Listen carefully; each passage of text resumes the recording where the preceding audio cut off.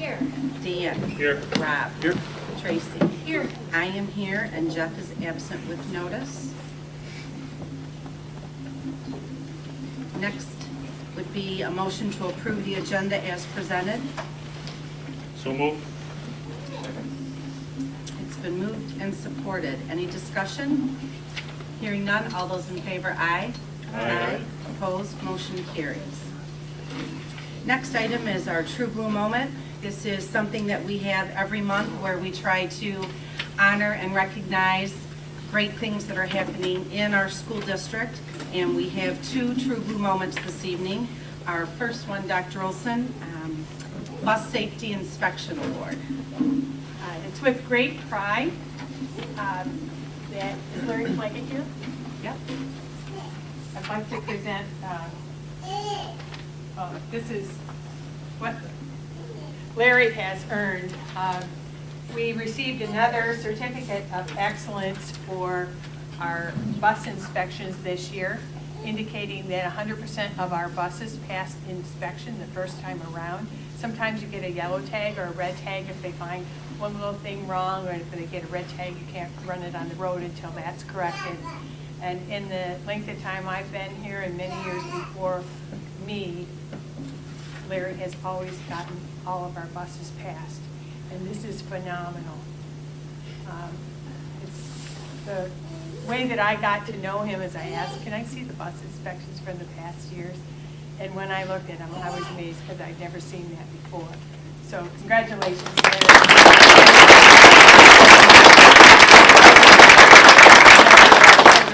On the bus because of you. Thank you, Larry, very much. We are very lucky to have you in charge of our buses. Thank you.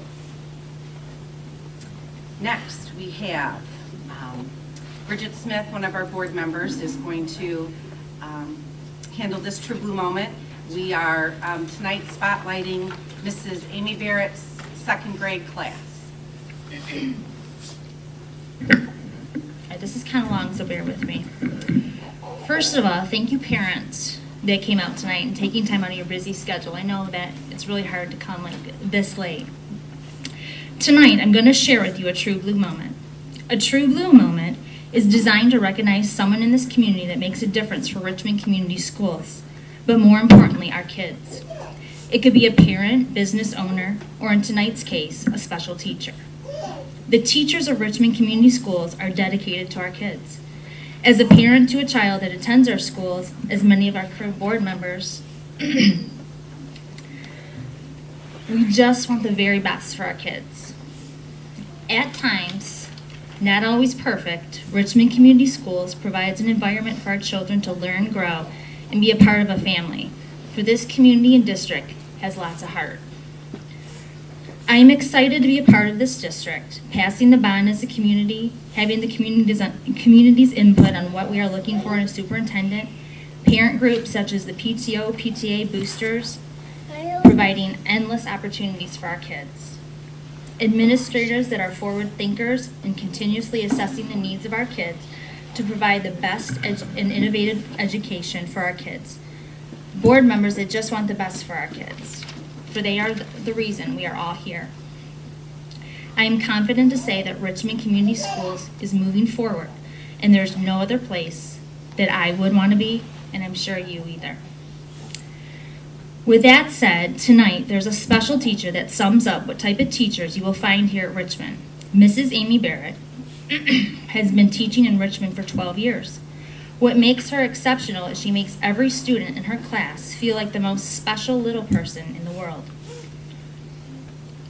Her contagious smile when you first enter her classroom puts you right at ease. My own daughter told me this story about Mrs. Barrett that sums up what type of teacher she is. She said, "Mom, I think Mrs. Barrett is so kind, loving, and generous." As I proceeded to ask her why, she said, "Well, today, it was pajama day, and someone in my class forgot her pajamas. She was absent yesterday." Before she knew it, Mrs. Barrett took off her own robe and handed it to the student. My daughter said she saw the biggest smile on her friend's face. My daughter said, "Mom, that was so nice of a teacher to do." And she said, "That was so kind." You see, children watch every move we make. They learn from our own actions and behavior. That day, Mrs. Barrett taught my daughter to put someone else's needs first before her own. It's the little things like that that make exceptional teachers. Mrs. Barrett, thank you for doing the little things, and thank you for making our children's second grade experience so memorable. In closing, I want to share a video with you that Mrs. Barrett created of our children, a video that shows the type of classroom environment that Mrs. Barrett has created.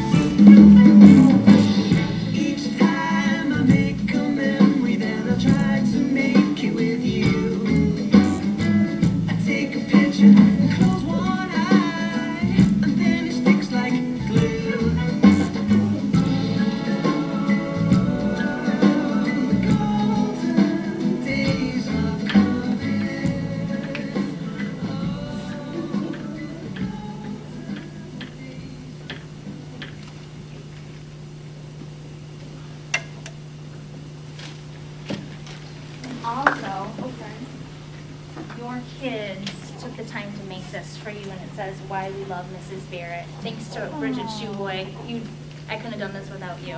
So, yeah. Thank you very much.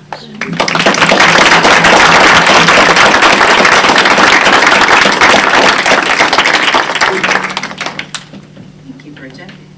And thank you, Mrs. Barrett, for what you give to your class. Thank you. Next item is public comments. This is the portion of our meeting. If there's anyone in the audience, I know people can hear me, I believe that. Anyone in the audience who would like to come up and address the board, come up to the podium. We just ask that you give us your name, and are there cards up there still, Terry? If there's a question that you need answered, if you leave us your phone number, we will get with you. I think you got my number.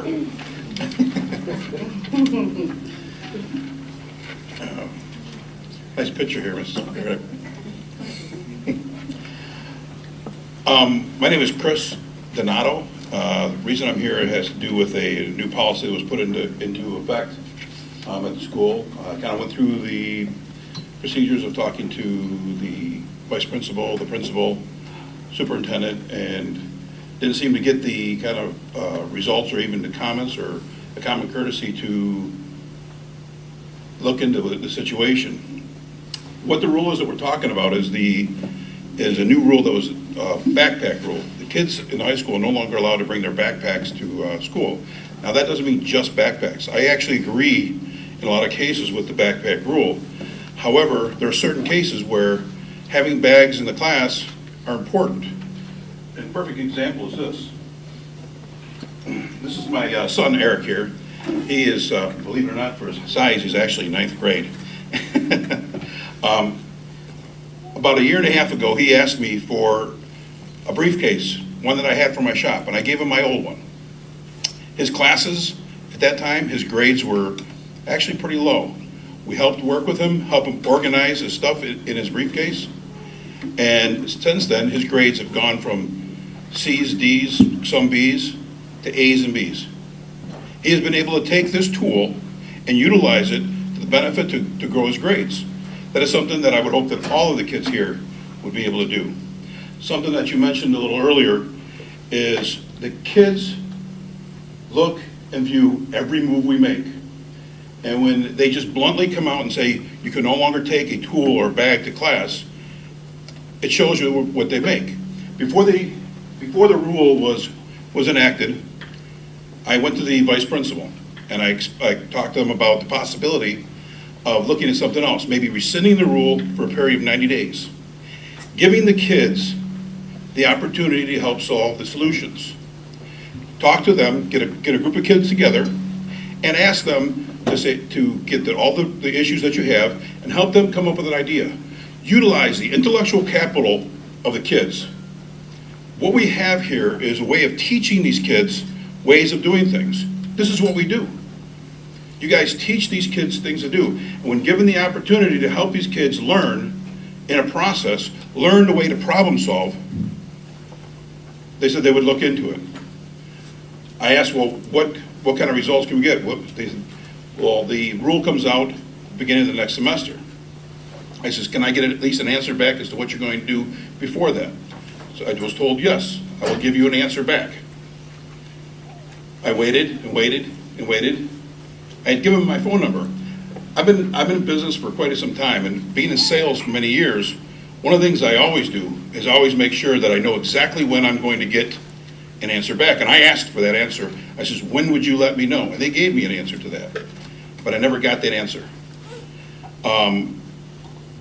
I waited till after the time frame and went back in. And basically, I got very little response. When I asked to go to the next level, which was then to the principal, they had a little meeting while I sat in the lobby and basically was given very little response. Couldn't even give any good reasons as to why that occurred.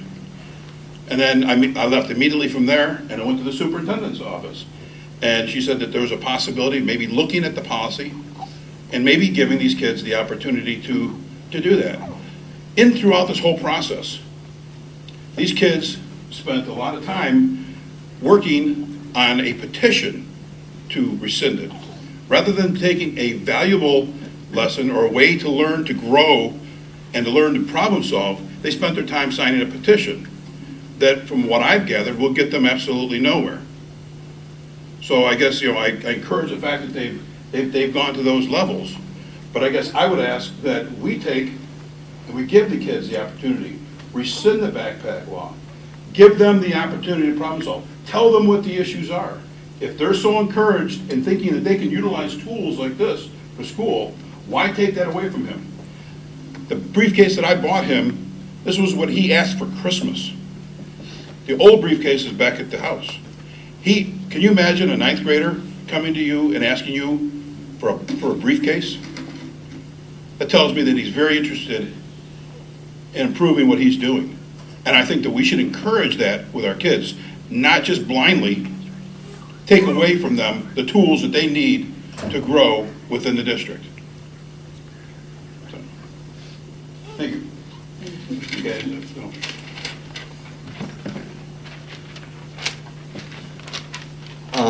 My name is Brett Brinsfield. I am a senior here at the school, and I've actually utilized my backpack since 6th grade. It's actually been a valuable tool in helping me get to my classes on time quicker. I'm usually in class like 5 minutes late, but without the backpack, I've been almost like late because I'm usually getting to class about 2 to a minute before the bell rings. Having the backpack's useful also during testing because like one of the other problems is they don't want us really in the hallways, but yeah, at the same time, we kind of have to if like we finish our in-class work or we need something else to do. So rather than go in the hallways, it's easier for us to just have everything on hand with our backpacks.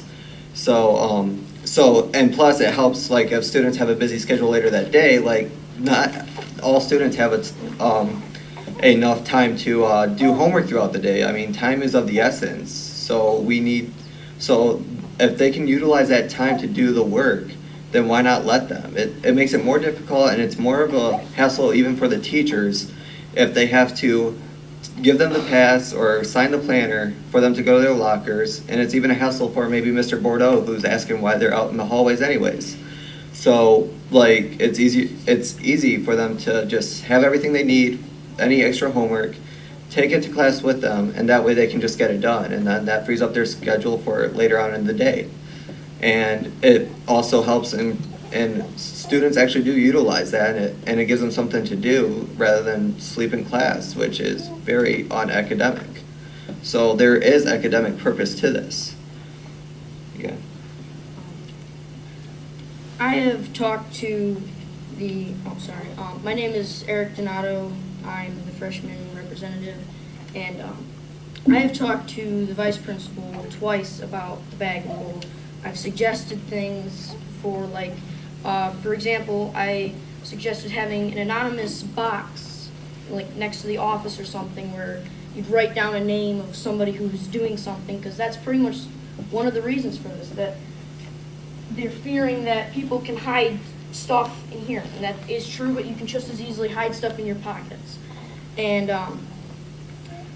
it's really not going to stop anything, but the box was, you write somebody's name down and what they're doing, and don't have to put your own name down there, so it's anonymous, and they would get that information and they could search the kid and find out if they really are having problems or doing drugs or whatever it is that they suspect them of. Another thing is, it's been told that it was supposed to stop the congestion in the hallway so kids could get to class faster. Well, me and him are both part of that. We are in the hallways, walking there, and we're not just watching it, we are part of that congestion, and we've seen it hasn't seemed to make any difference. We're getting to class no faster at all, maybe even in less time, because can't bring the backpacks, so we have to go back to the lockers, and it takes longer. We're in the hallways even longer than what they want us to be. And another thing is, we're being punished for others' mistakes. There's very, very few people who have actually brought stuff to class. Most of the kids are good. They're not doing drugs or bringing knives or anything like that into the school. And besides, it's easier to search a backpack than a kid. And it's just, I don't know. What he's trying to get at is there are certain laws that do not allow schools to search a person, but with just the right amount of reasonable suspicion, they can search a bag. But they can't really search a person without a police officer being there, which would be a bit more of a hassle because then you got to hold the student even longer. But if you can access the bag right there where the student is, or even take them in the hallway, it's a lot quicker because it's right there, it's sudden. And then not just that, but I guess there's this idea of a theft problem, which actually because students apparently are taking stuff, putting it in their bags and walking away. But at the same time, it's harder for a student to also access a bag because, like, if they're called trying to do that, or if they're trying to unzip someone's bag, they can feel that or they even hear it. And another problem is the idea of what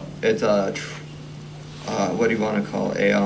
It's a problem with evacuation processes because students leave them in the aisleways. Well, if we put a rule in place where teachers enforce that students keep either the bag under their desk, behind the desk, in between each desk where the desks are lined up, or even on the back of their chairs, then there is not that problem, and evacuation process can go just as smoothly as you would expect. Excuse me, what's your first name? I think Brinsfield, I heard was your last name. What's Brett. your first name? Brett? 2 T's. Got it. Thank you. Thank you.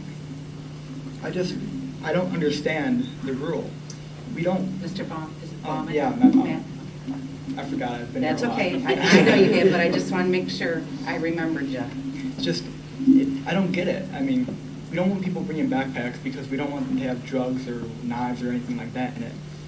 But I don't get that. Like, so we're okay with people doing drugs and having weapons, but we just don't want it in our classroom? I mean, why don't we try fixing the problem?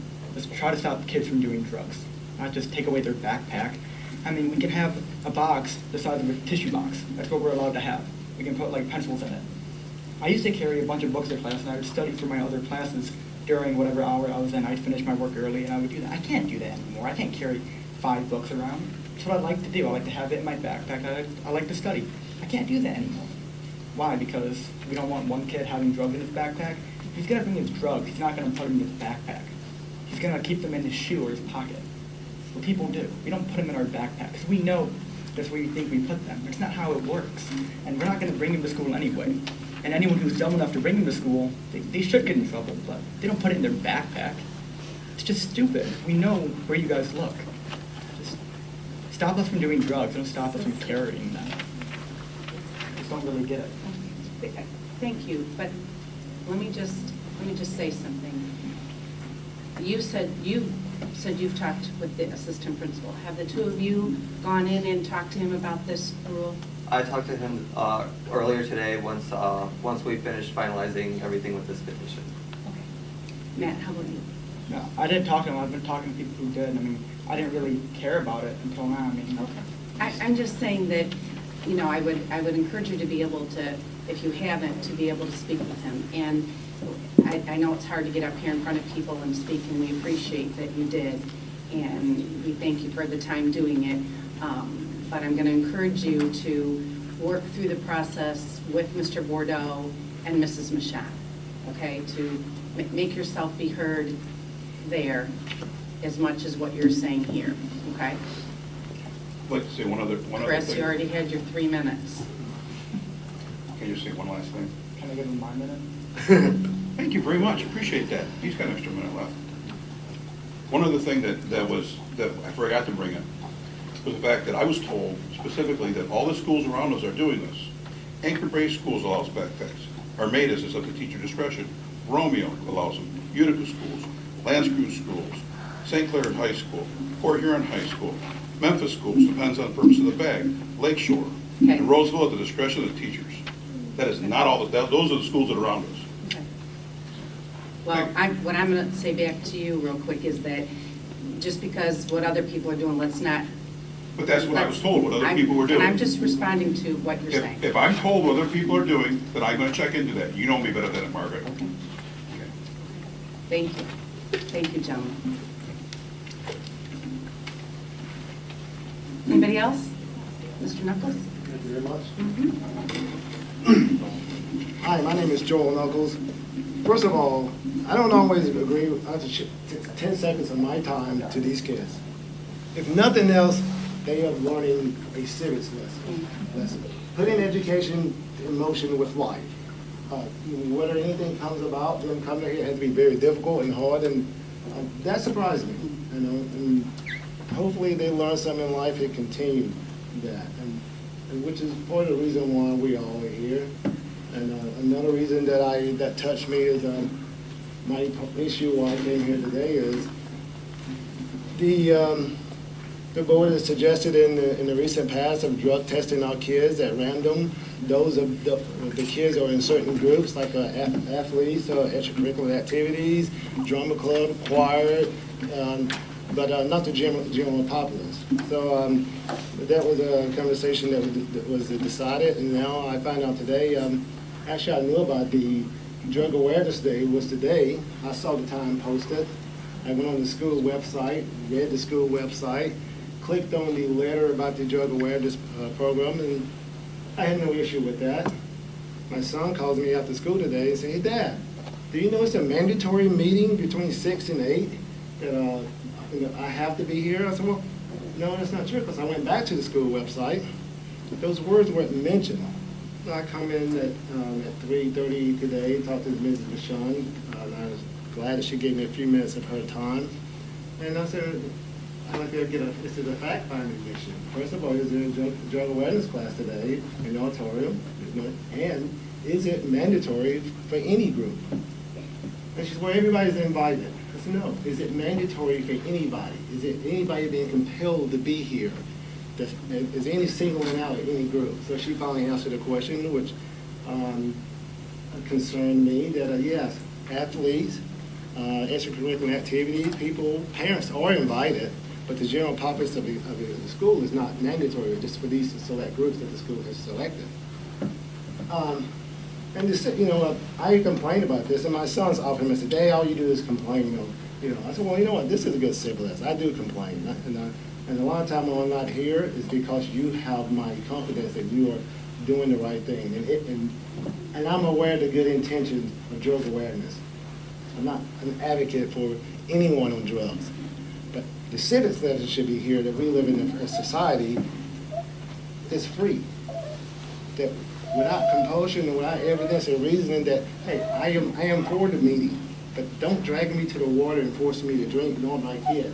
And I'm not the parent that says never, not my kid, never. I'm just the parent that says my kid. That's it. I send my kid to school to learn, to put education in motion, to sit in the classroom, not for him to say, Dad, why do I have to learn calculus? Why do I need chemistry? And we discuss all this thing. Hey, this is for your thinking. This is put all your thinking in motion. It's not about the calculus. And this drug issue, we have it. It's in every community.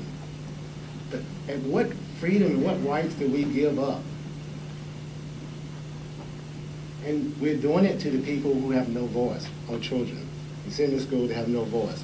As I sat in the auditorium and listened to some really tragic stories of at least 2 parents who had kids who were not here in this world because of drugs, and I felt heartfelt for them. And I didn't sit there and say, this would never happen to my kid. But once again, I said my kid. That I have the ultimate responsibility of teaching my kid, and I appreciate the school reaching out to help my kid in this manner, providing this. But however, they did something else to my kid. In his civil rights and in the civics lesson that I should teach him that, wait a minute, they only chose you. They didn't choose the whole school. They chose you. So he gained something, he lost something. If I don't give that back to him now and say, hey, I don't think this was fair. I understand the motivation. I understand the logic. But however, I cannot put him into a frame of mind to where he's acceptance of his denial of his rights, his responsibility. It just frustrates me that this was done. And more frustrating, I wish that we could have had a dialogue before today. But we didn't have the dialogue because it wasn't projected that this was going to be a mandatory meeting for these groups. On the school website, it just says drug awareness. So I never had a chance. So I felt like I was denied of the right to come and discuss it in advance. So I had to come here. While my son still sits in the auditorium listening to drug awareness, but only his group and a couple other groups has to be mandated to be there. Do we not care for the other 400 and some school kids in this district? Or is it only those, a couple hundred sitting in there right now? And the first speaker in the drug awareness over here, the first thing he said was, and I sat there for 45 minutes, that we don't, as fans, the name of the club is Families Against Narcotics. I sat there, the first guy, his first words out of his mouth is, we don't go around preaching statistics. Well, really? Because I'm that kind of guy. I want the statistics. I want the numbers. I appreciate your tragic story. You have my deepest sympathy, but I want the numbers. The kids are in there.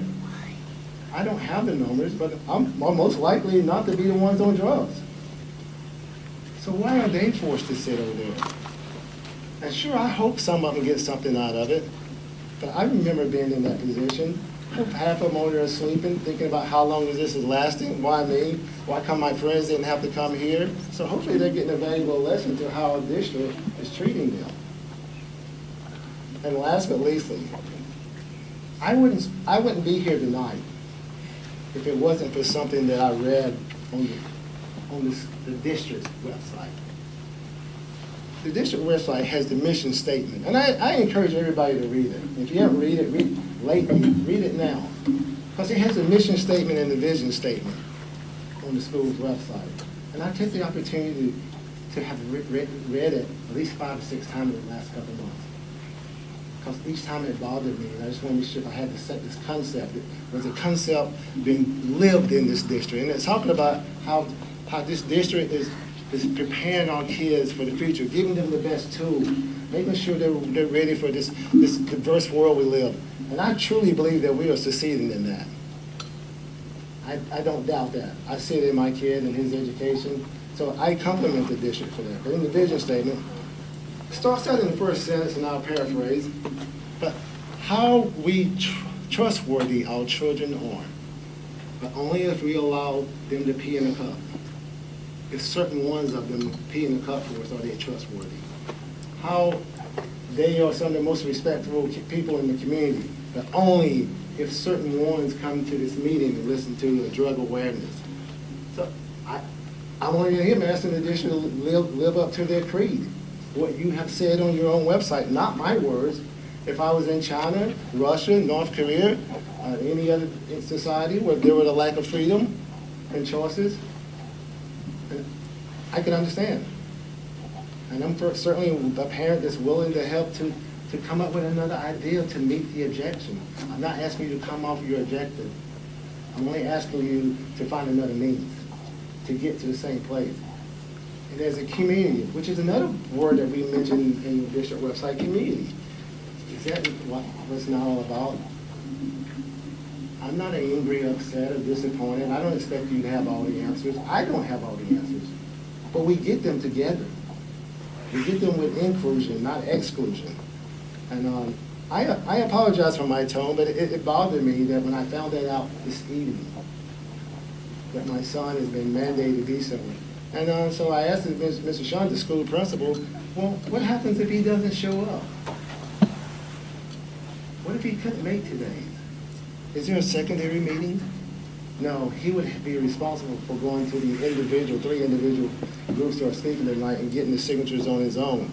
Or he wouldn't be allowed to participate in the extracurricular activities or athletic events that he so desired. Second thing was, why 6 to 8? If it's about academics and educating our kids, I wanted to have them between 7:40 and whenever school begins. And I want to see every child in it. And then it won't bother me.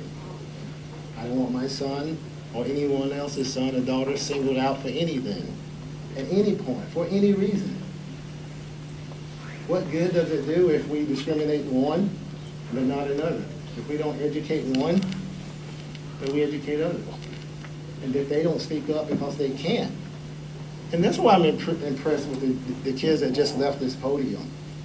They actually came before you for something that they believed in. And these are the groups of people, you're right, they watch our every move. Because they're learning about our moves, how we deal with issues, how we deal with problems. What do we do in the crisis?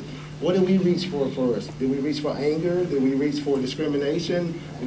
What do we reach for when we try to help people? When we want to help you, but we're going to drag you to the water and make you drink. We're going to make you take this medicine. That's what they learned, is this is how we're going to be treated in our society. Whenever there's an issue, whenever someone disagrees with me, that I'm going to be drugged away and forced to drink the water.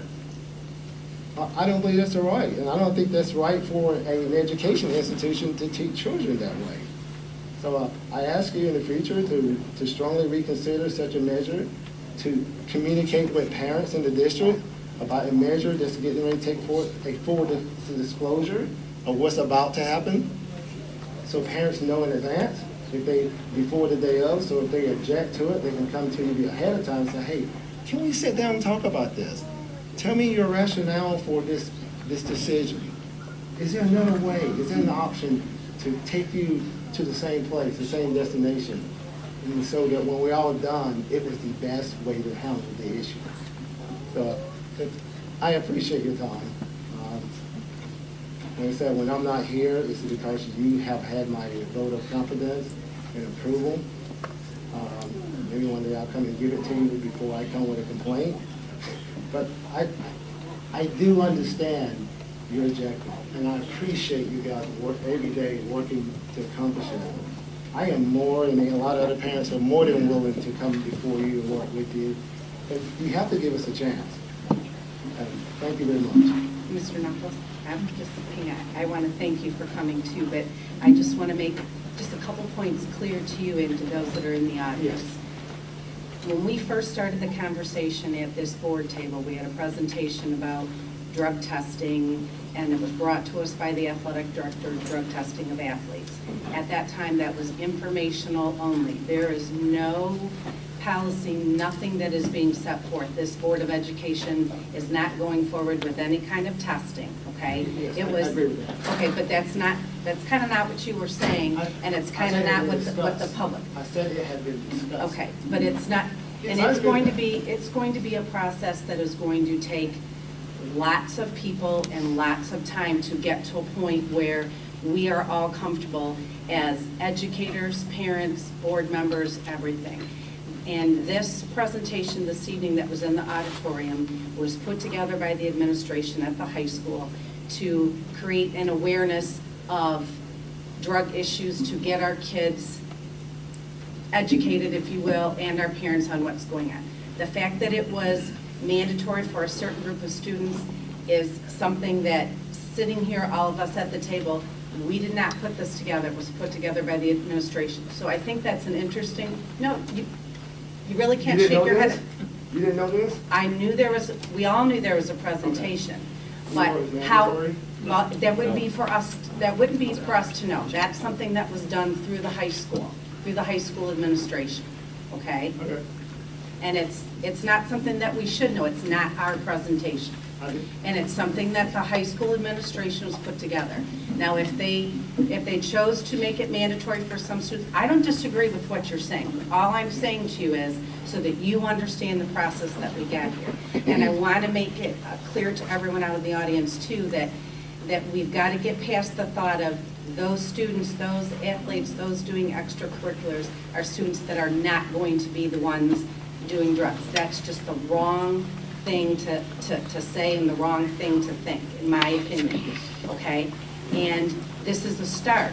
Now, if tonight was mandatory for athletes and the athletic department wanted to go in a certain direction, that's the direction that they went. It will build, every student is going to have to be part of this. And I just want you to understand that and the people sitting in the audience to understand as well. This is the beginning of our process. I appreciate that. Okay. Before I have one last statement, Mr. Camp, you can have the last word. This is your event. I understand that. I strongly disagree with what you just said. First of all, if someone's up here that doesn't know what's going on in the district, I highly recommend you find some other place to be. You should know what's going on in the district. should be involved in the process, or should be more involved. I'm not trying to be rude, but that's my feeling on how, maybe I have the misinterpretation of what we're supposed to be doing here. What the objective of the board is. The objective of the board is to set policy and to maintain the budget. The running of the district is done by the superintendent and the administration. So we're going to end it here so that we don't have this dialogue back and forth.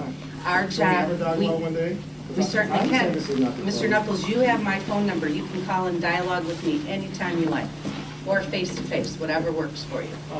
Okay? I don't think we're always in disagreement. Most of the time. I don't think so. Well, Is there?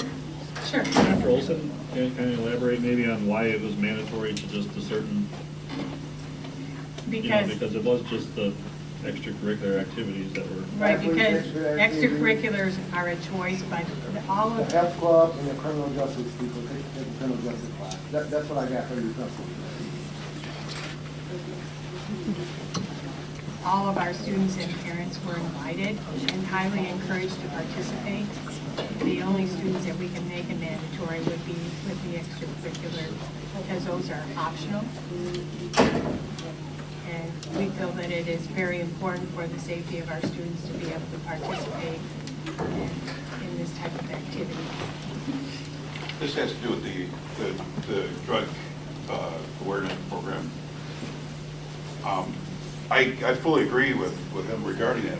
What I even more so agree with the fact that all the kids should be made mandatory for all of the kids. That way it cannot be considered discriminatory. The fact of the matter is one of the things that came up regarding the backpack rules, people bringing drugs in, making them aware of what the issues are. I was told about one kid that his mom pays him Mr. the Donato, drugs. you said you were coming up to talk about the. But the drugs information. thing, Okay. yes. Yeah, exactly, but the fact is that these kids should be made aware of each and every one of them. I mean, I'm pretty darn sure my kids don't do drugs, but that doesn't mean that's absolutely positive. I know my kids, but that doesn't mean that they don't do it. The fact of the matter is they should all be made aware, not just a few.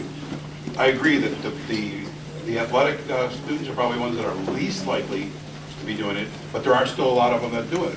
I was in school years ago and I saw that happening as well, but not to the degree that you see other kids who aren't. The kids that are tardy for their classes and out hanging out in areas. Those are the kids that need to go as well. Well, this is one opportunity. We've had full body activities in the past, and we will in the future as well, but this particular one is the way that it was set up. That everybody should be made aware of it. I'd love to send my kids to it tonight. It was a resource that we were able to bring to our community, and we felt it important to bring it. I think it's something that you should continue, but make sure it's mandatory for everyone. Thank you. Okay, anyone else? But you can't legally make it mandatory for all students. No, not Only beyond. student And you can't make it mandatory for any. No, only student athletes. Per the Supreme Court of this nation, 2002, they ruled that someone had challenges to that when it comes to drug testing and district counseling of the students. The Supreme Court of this nation ruled that because student athletes are at risk from head injury, football, wrestling, that it had already been challenged 2 or 3 years before that. They ruled in 2002 that it was okay for student athletes to be drug tested or receive actual counseling because of the inherent danger of their contact sport. However, they did not rule extracurricular activities or any other health club, criminal justice club, or the choir, or the band. School districts, this is on the website, school districts took it upon themselves to make that inclusive of extracurricular activities, but not the general populace of their school district. Now, just because it's the law doesn't make it the best thing to do. The law says you have a right to walk down a dark alley in the middle of the night counting $100 bills in a bad neighborhood. It's not a smart idea to do that. It's not saying right, but you have a right to do it. And I'd like for us to be a district that didn't operate on, hey, I can do this because I can and because it's the law. I can see it's a district that we do this because it's the best thing for our district. And I understand that it's your vote that you have been appointed there to govern this district. I understand that. I'm not trying to challenge that. I don't think this was the best idea, and we sincerely, as a district, should be get together before this. And if you didn't know that this mandatory meeting was going on, I'm almost tempted to say shame on you. Okay, I'm going to stop you there because I didn't say we didn't know it wasn't going on. So we're going to leave it at that. Thank you, Mr. Knuckles. Is there anyone else? Okay, we're going to move on to items of interest from members of the board. Do we have anything? No one? I just want to acknowledge a few things on my little handy dandy note.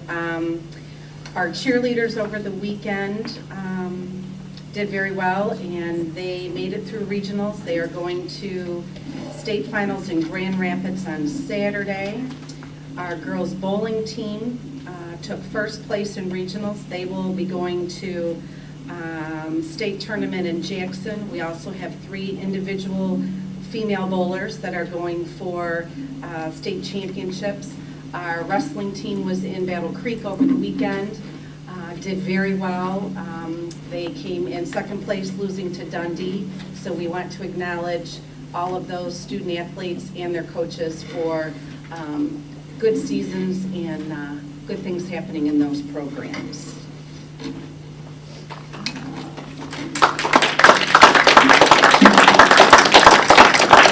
Okay, next, committee reports.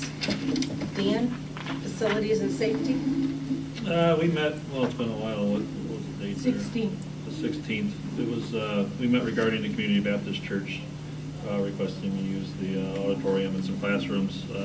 We had a pretty good conversation with them. They're open to maybe changing their wants and needs, I guess, to what maybe we might have available or not.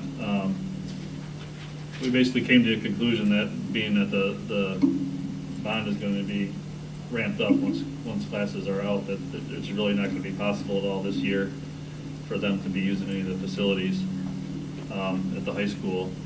But, we were going to meet again, I think, 90 days or something, to just kind of re-meet, and each side was going to look into other options and different avenues to maybe work something out together.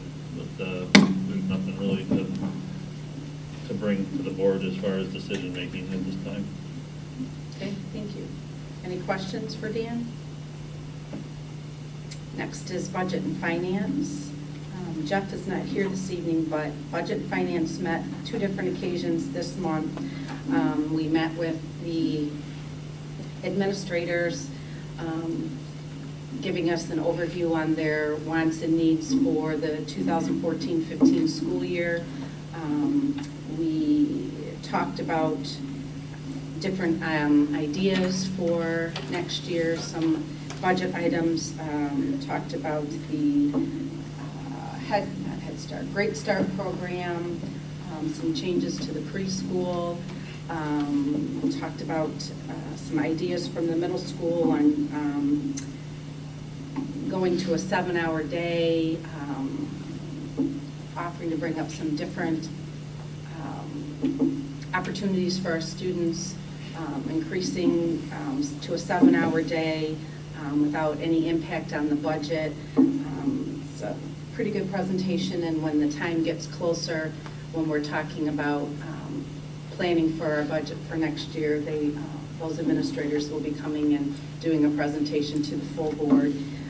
We talked about some things at the elementary school, the Chinese program. We talked about, there was a survey that was done on wanting to do something different with foreign language along the lines of Spanish. We talked about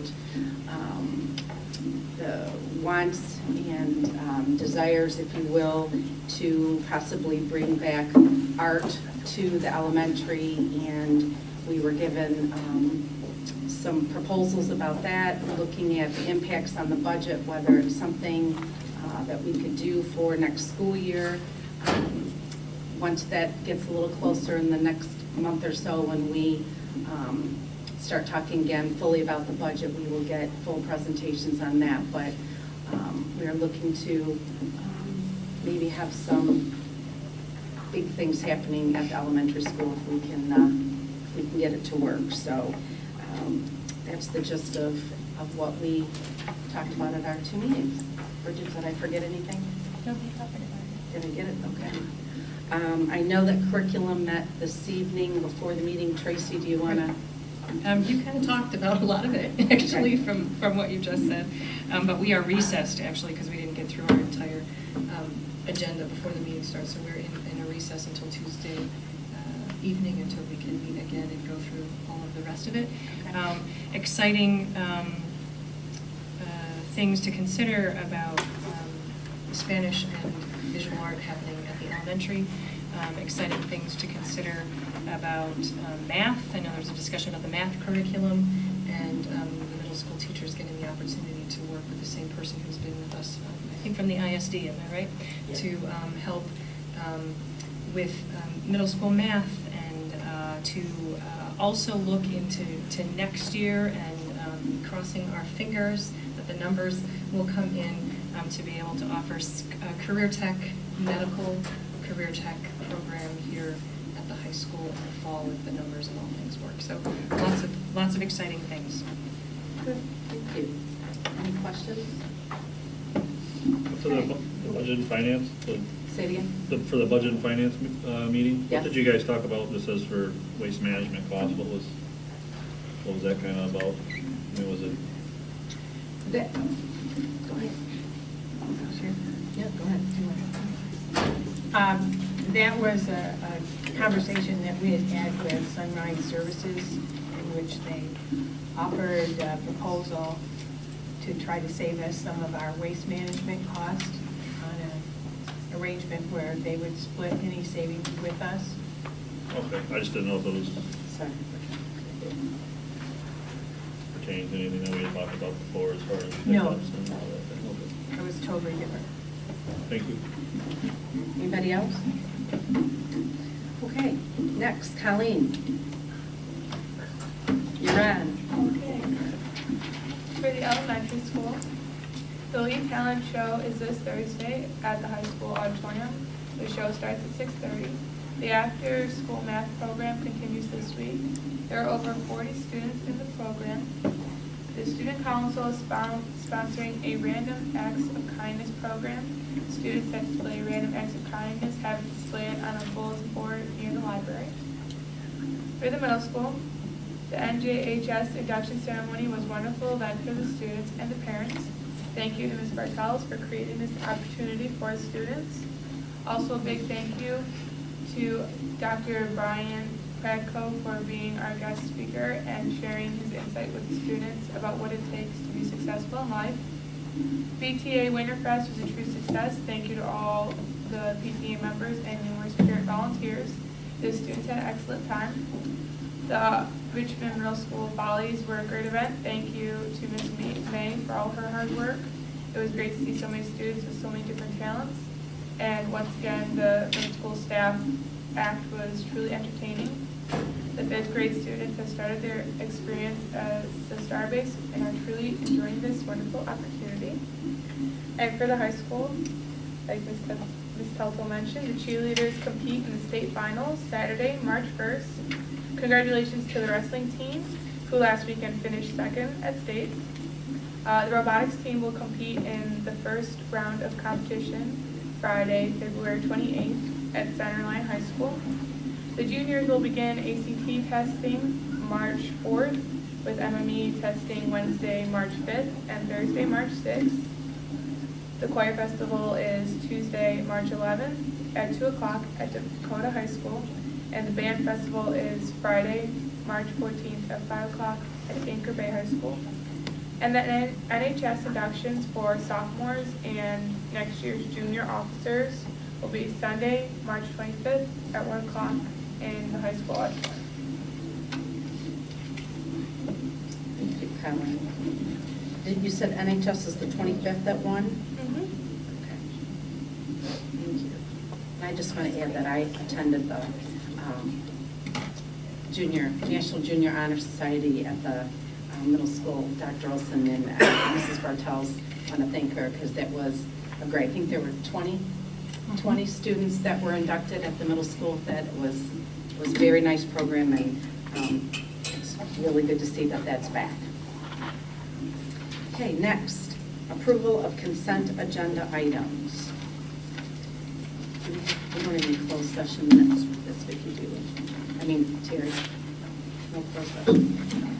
A motion would be in order to approve the consent agenda. So moved. It's been moved and supported. Any discussion? Hearing none. All those in favor, aye. Aye. Opposed, motion carries. Okay, next, our bond update.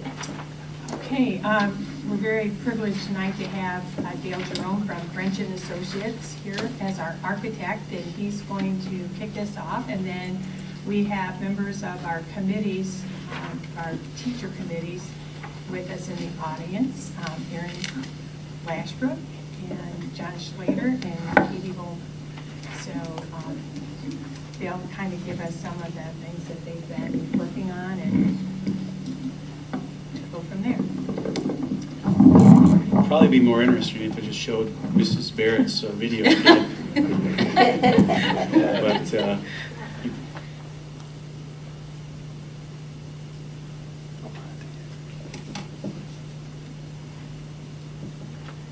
okay, good evening, everyone. As you can imagine, since the bond passed and we began working in earnest on development of the projects, the design and planning for the bond, it's been a busy several months of activity here. And I just want to share a few highlights with you. I won't go into all the detail, primarily show you the projects that I think will be the most easy for the community to recognize and appreciate as things to begin to unfold this evening. As was mentioned by Dr. Olson, we've had a number of meetings with staff involvement, particularly in regards to the track project and the science labs at the high school and middle school. And so I'll just share with you those projects as they currently stand. These are still what I would call wet cement. We're still working through the details, but we're fairly close. And so I'm comfortable in showing you tonight what is very close to the end design for these projects. And I'll start with a track layout and just give you a quick update on the progress. For the most part, the track layout, the actual oval stays pretty much what you're used to as far as it doesn't, I don't think that when it's done that the average person will be able to appreciate any of the change in geometry, but there will be some slight changes to bring it up to current standards as far as distances and clearances at the edge of the track and things like that. The primary differences that the public will probably notice are the addition of not only a new high jump pit in the current location, but also at the opposite end of the field. So you would now have the opportunity to do high jump at both ends of the field. One of the main advantages to this is that it allows the coaches to spread out practice time, and really a big advantage is that by doing so between practice and events, it helps to spread some of the wear and tear, and so it's not all concentrated in the same location every day, all the time, and for every event, all the time. So they can basically use those two positions interchangeably by just simply moving the mats to the different locations. Another change that you will notice is that we're moving forward with the idea, if you look down in the lower right-hand corner, you'll notice that we are suggesting with the school's input to move the high jump and long jump pits to that area from their current locations.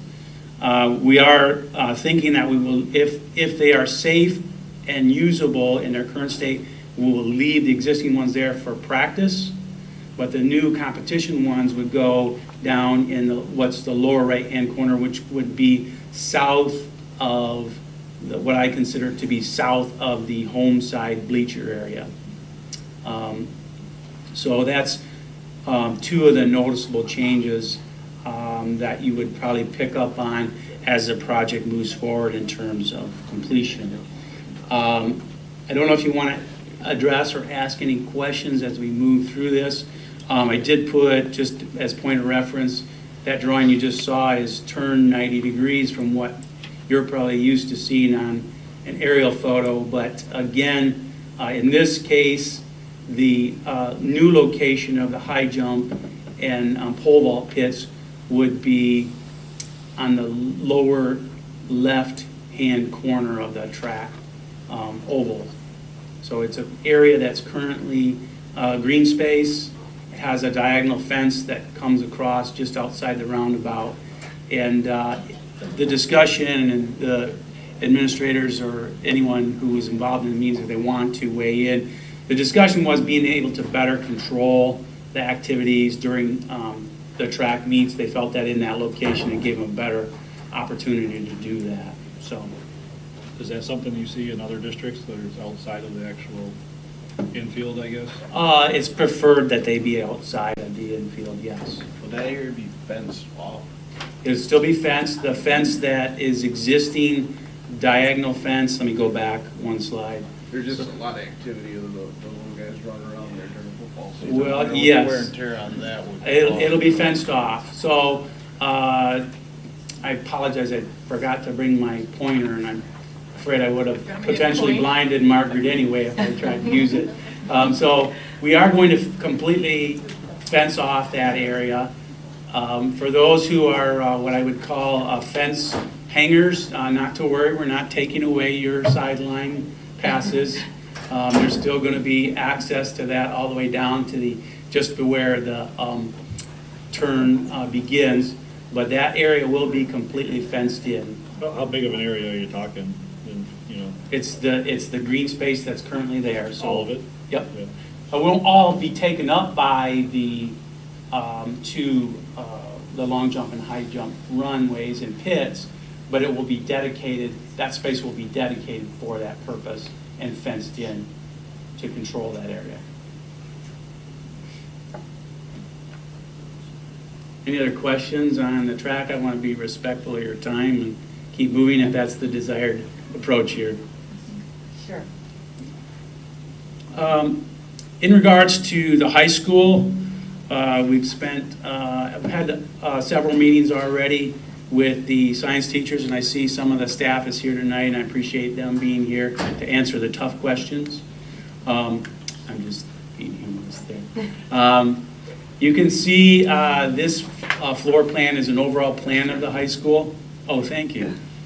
See, asking. Oh, see, and look it's at given. that. Thank you, Mr. So, Slater. right here's the main entrance, and I gotta learn the trick to like steady this thing. I'm not that nervous, I'm just not steady. This is a long distance for a laser pointer. But you can see where the main entrance is, and the gymnasium that is here. So we would be utilizing the hallway between the cafeteria and the gymnasium as an access point to the new addition right here. We're basically adding 4 classrooms, and I'll jump ahead to the enlarged plan. I think you can understand a little bit. So there will be an access corridor parallel to the west side of the existing gymnasium, and then a perpendicular off of that corridor between the 4 classrooms, a hallway that goes on an east-west direction and basically allows access to the 4 rooms. You can see that we have 4 spaces. 2 and 2 is the approach that we're going with. The earth science and biology labs are more square in shape and admittedly more developed for primarily lecture and some lab use. And across the hallway to the south, the bottom of the plan where you have chemistry and physics, they are more specifically geared towards lab with some lecture. And so they have a longer, more rectangular shape, and they are slightly larger because we have to just fit more into those types of labs. I can tell you, however, that each of the labs will be dual purpose. So we are planning with some of the electives like anatomy and other courses in mind. So no one subject is dedicated to a specific space, nor is it impossible to, for instance, potentially teach chemistry in the biology lab in the future. So we're designing flexibility in that regard. You can see between the two labs a large, these are prep rooms. So a lot of the teacher activity that can take place to prepare for labs and things, it takes place outside of the classroom and can be kept in a controlled environment before and after student use. The chemistry and physics labs will have hood locations that are actually two-sided, so the teacher can instruct from the one side of the hood while the students are on the classroom side, safe and sound. So the teacher, if anything goes wrong, is on their own. I'm sure the kids will come get someone, right? Yeah. This is a little bit larger detail of the earth science and biology labs. They'd be mirror image. And you can see that, as I mentioned, it's more primarily geared towards a lecture setting. There are opportunities to reconfigure these tables around these sinks that are down the middle. There are sinks on the perimeter of the classroom, and each classroom has a teacher's demonstration island with water, gas, and whatever is needed for that particular discipline. This also gives you a pretty good indication of the way in which the prep labs are equipped. And then this is the larger, more rectangular rooms, the chemistry and physics labs on the south side of the footprint. You can see these kidney, or we haven't 100% finalized the exact shape of these, but these are actually lab tables that allow for 4 students at each lecture location. And they're very nicely equipped. They even come with a rack that has a partition that snaps on, so if they have to do any testing or whatever in those locations, they can put up these little barriers between the students for testing purposes. They're very well thought out and very well received where they've been utilized in other schools. And I believe that on your tours, the teachers saw several examples of these and liked this approach to the lab areas. I don't know if you want to stop there and ask any questions about the labs, or if the staff wants to comment on anything that I glossed over, I'd be more than happy to have you do that if you'd like. I'm not putting you on the spot. So. Before they do, I just wanted to say that this whole process has come about from our staff being able to go and look at other schools and kind of, this has come together with them, and I think that's real important to be able to let the public know that this is coming from our educators on what their wants and what's going to work for them. So. They toured a number of other high schools, and I encouraged and then asked them to do that. I gave them an assignment with the idea that when it comes to design and planning, I love to steal good ideas. And that's really what this is about, to leverage lessons learned.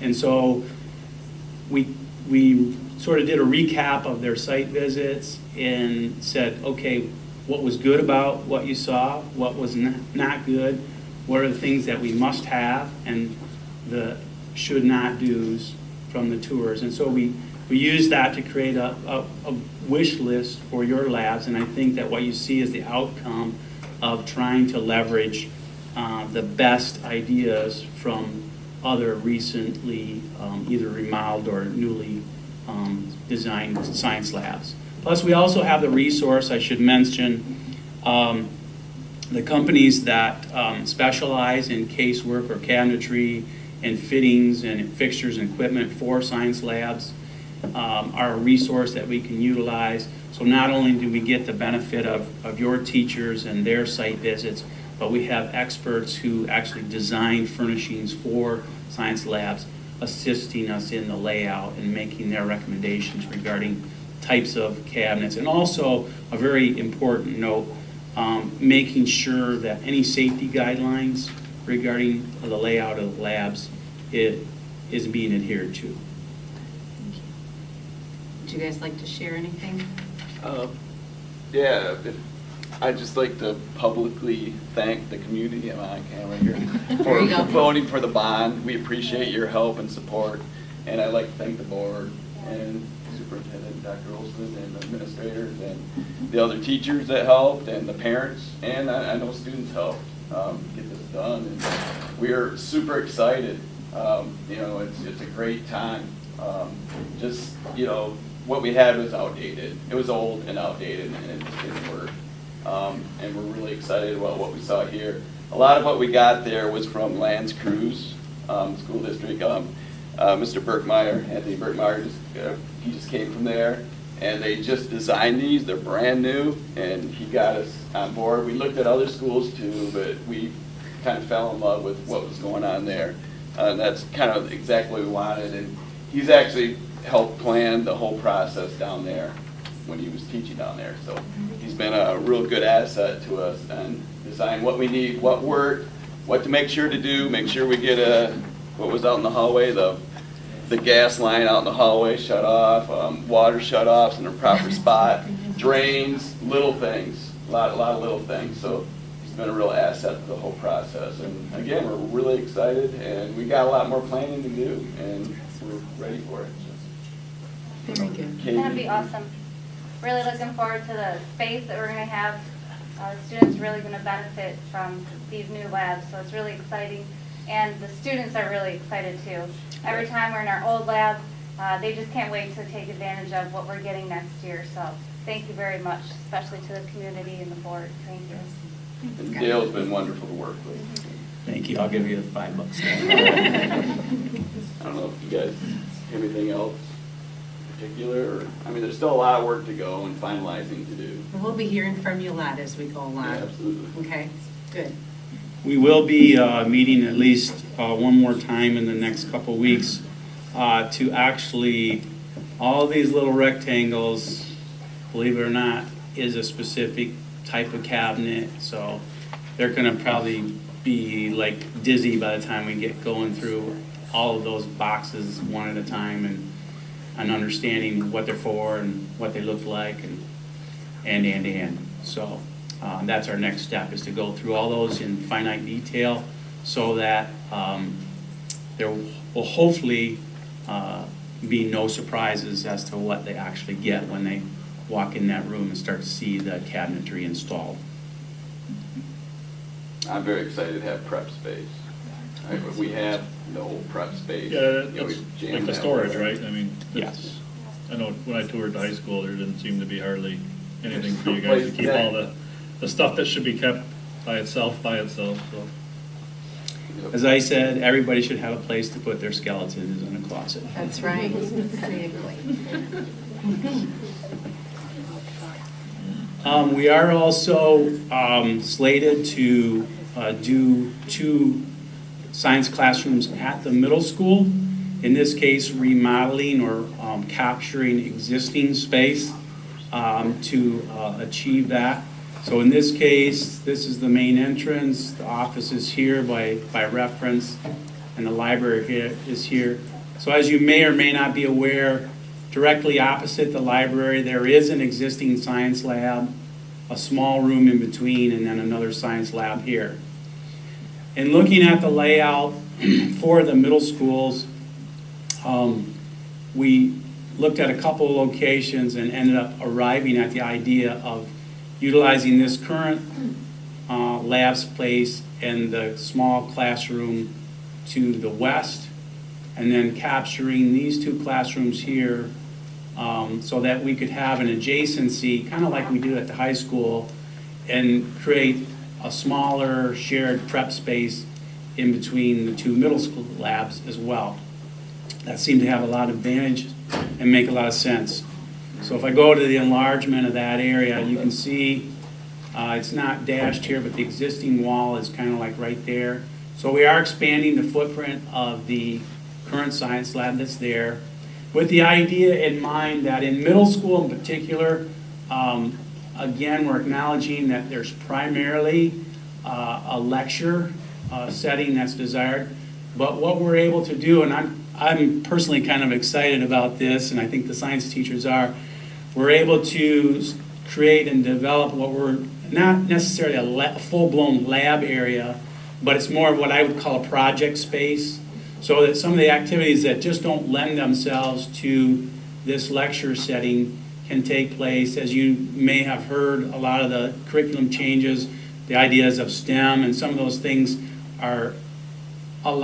this space will allow for those types of activities to take place all in that larger combined. And we can get 2 identical or nearly identical size and shape rooms in these locations. We are shifting these 2 teachers. I think it's okay to say this across the hallway. If they don't know, they know now, probably. Sorry, Keith. But that space is available. And again, we could have put the science labs over here and left them there, but the advantages of this shared prep space just seem to make sense to give them. And the rooms will be identical in size, the same outfitted and everything. So there's really no loss other than you turn right instead of left when you go to your room. So we thought that the advantages that brought to the 2 science labs, it was worth making that change. And I believe, yes, that was it. So any questions on the middle school? Well, since I. Yes, since you've been here. I just, same thing, John was already covering. First, I'd like to thank, everybody left, my back was to him. First, thank the community for passing the bond. Second, once the bond was passed and I was asked to be part of, what do you need? It was kind of scary because you don't even know what to ask for. So getting out and seeing some of the other schools, we went on a smaller tour because of snow days and stuff. They were rescheduled and then cut down, so we just had one afternoon. But as a group, we made it to 2 other middle schools, and then on my own in Port Huron, I've been to my son's middle schools and wandered around to Fort Gratiot's lab, and then I've also made it into Holland Woods in Port Huron, and they're all very different from what I have now, and very similar to what we're setting up, even though they're quite a bit older. With the addition of that demonstration area, project area, whatever we're going to call it, very excited now, very comforting, knowing what was brought to the table by a lot of people on the team, knowing we're probably going to need this, we're not going to need that, what'd you like here, having more than one functioning sink is going to be a big deal. A lot of people in this room have been in my room for conferences or whatever. Just getting the useless pedestals out of the way is going to be a big thing, and that I'm looking forward to expanding the room. That's a bonus. Having functioning equipment is just going to be, super excited. And just want to thank the community for letting it happen. I think it's going to benefit everybody, especially the kids. But it's been really fluid and dynamic. I've been very excited the last meeting we had, just in where the rooms are going to go and how it's going to work out, not being across the hall, moving it to this side where we're going to, come into contact, and even, maybe some of the money that will save, not running stuff extra distance, I don't know. But, and then the common prep area is just going to be really nice to have, more like a real lab, more like a real science room, whatever you want to call it. So, And thanks again, thanks everybody. And thank you for reminding me of another reason why we lean towards this location is that we do believe there's going to be some cost efficiencies by concentrating the heavier remodeling of the science labs in one general area rather than 2 parts of the building. So thank you for reminding me of that. Thank you, Mr. Lashbrook. Thank you, Dale. Just in closing, the next month is a fury of activity for us. Per the schedule, These are set to go out for bids on April 1st. No fooling. The staff and administration has been extremely accommodating in helping us meet. Sam Honecker has been a great resource. He spent another day Friday while no one else was here, wandering around your buildings, I think for the third or fourth time now, helping us really continue to dig even another level deeper into the specifics of the project. And so things are coming together nicely. Our list and our recipe is that we're still following the bond application. I can assure you we have not drifted from that. There's some small nuances that may be slightly different, but always with the mindset that overall we are targeting that list of projects and intend to complete them all and not deviate significantly and take on anything that wasn't in the bond as well. So, any other questions? Thank you for your time. Thank you for yours. Next, superintendent search update. As everyone knows, Dr. Olson is retiring in June, and we have started the process of looking for a new superintendent. Last week, Michigan Leadership Institute met with groups of stakeholders ranging from our students, our employees, parents, business people in the community, and came up with some information to give to us on what our stakeholders are interested in our next superintendent. And that as a board, we received that information this morning.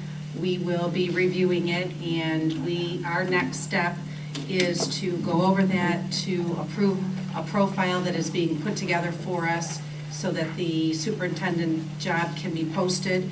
And we will be meeting, we have a special meeting tomorrow night, we have a hearing tomorrow night, and that will be a closed session meeting. But after that, we will be in open session, and we are going to discuss the superintendent profile and putting everything together so that the job can be posted on Wednesday, February 26th.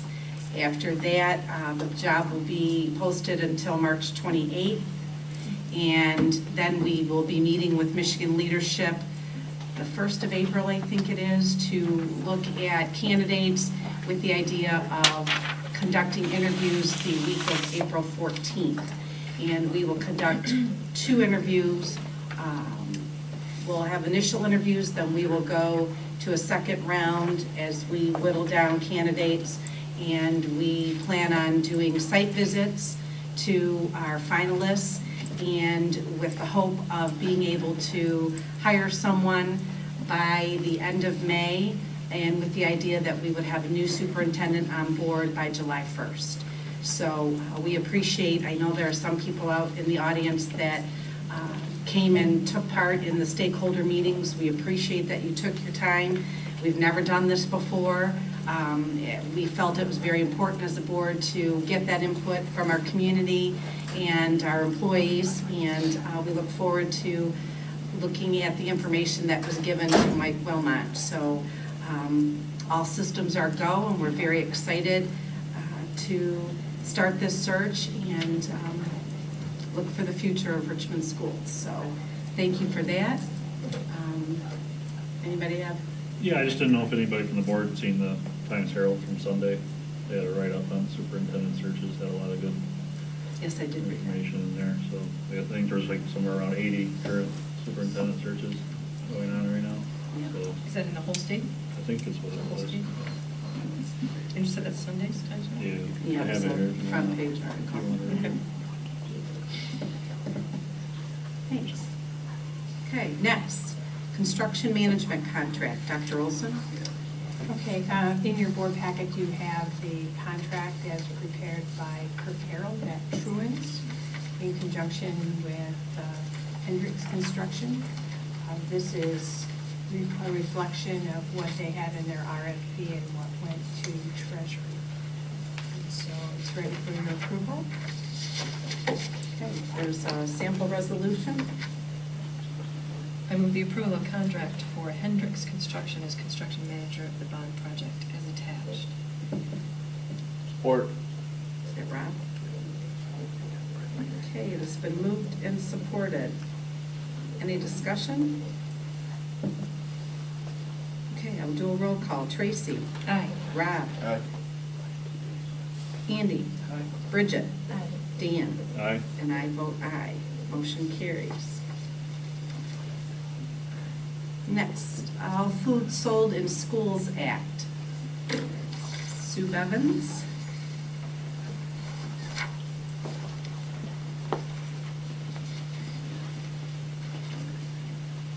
Hello. Hello. Hopefully I won't bore you too much. Gonna make us hungry.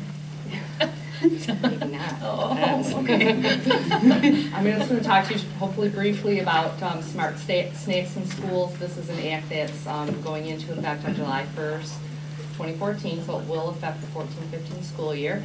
And I'm giving you an abbreviated version of Howard Lightkerk's presentation. He is the Child Nutrition Supervisor for Michigan Department of Education.